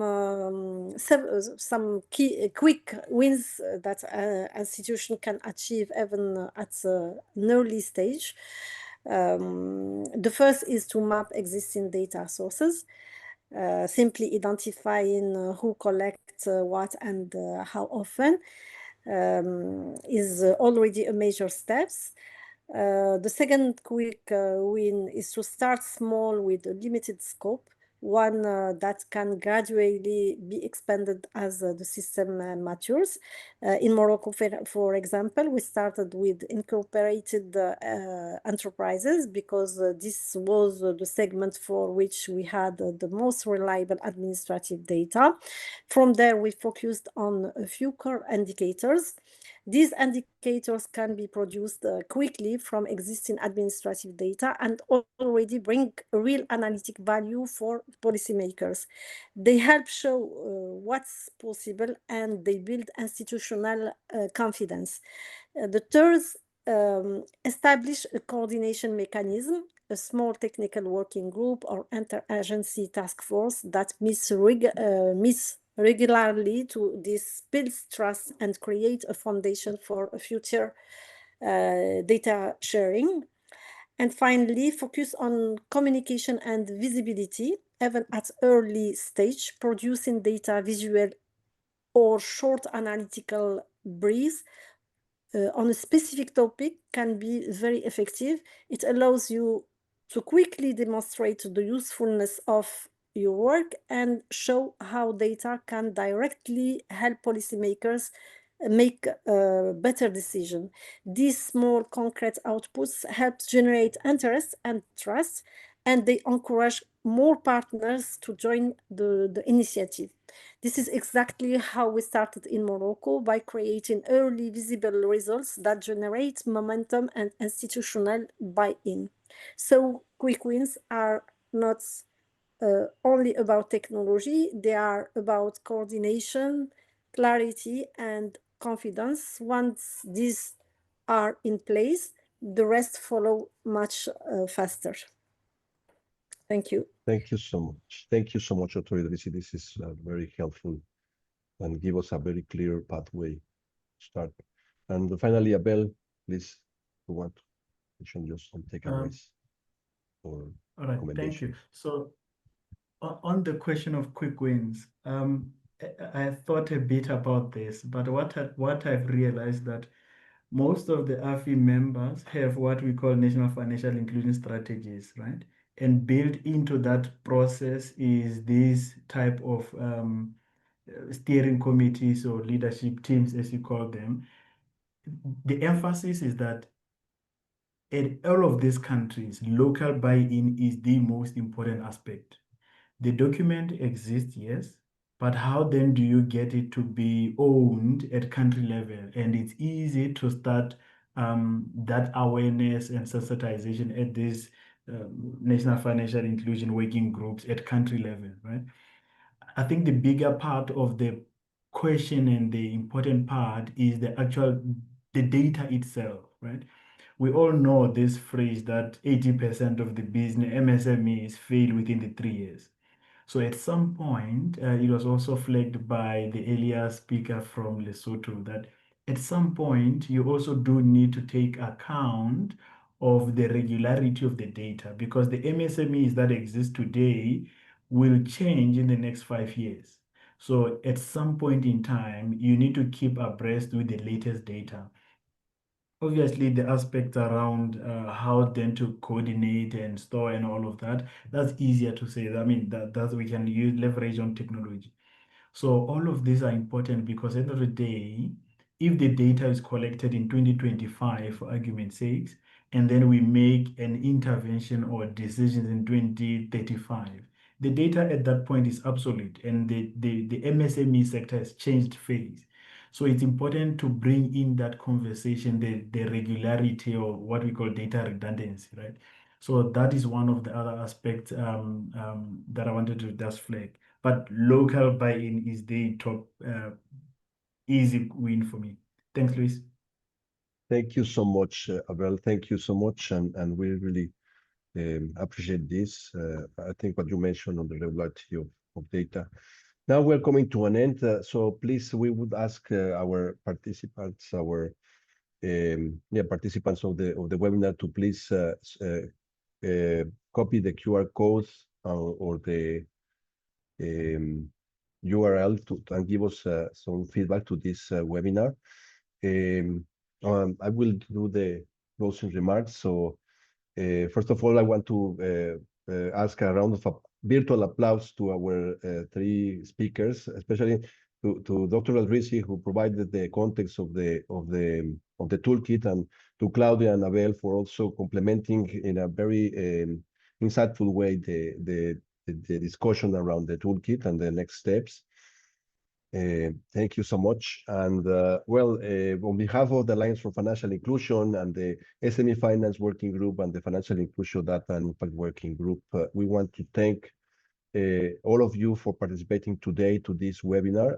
We know SMEs are the engine of growth. During the last annual meetings in the IMF and World Bank a couple of weeks ago, the job creation was one of the North Stars, and job creation, it's driven by SMEs and SME growth, and we cannot drive SME growth without robust data to guide us as policymakers and also as entrepreneurs and as finance industry, right? So this discussion, it's very important, and it's for the developing discussions, right? So thank you so much for joining this webinar. We will share the recordings. We will share also some minutes, and we're really looking forward for your participation during the next webinars that we will be arranging. And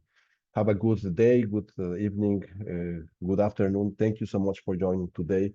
Thank you for all of the speakers, and thank you to FinMark Trust for providing this immense support to this webinar, to the insightful sharing the insightful knowledge and experience today, and to our members. Thank you so much. Also from the SME Central Bank of Lesotho and Central Bank of Eswatini. Thank you so much. Thank you And to our all. excellent interpreters, thank you so much for your tremendous job today. Thank you. Thank you.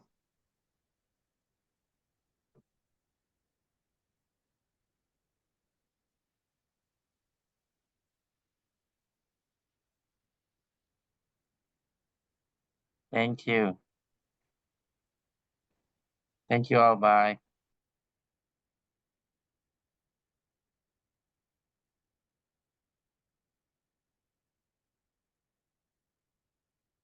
Thank you and bye.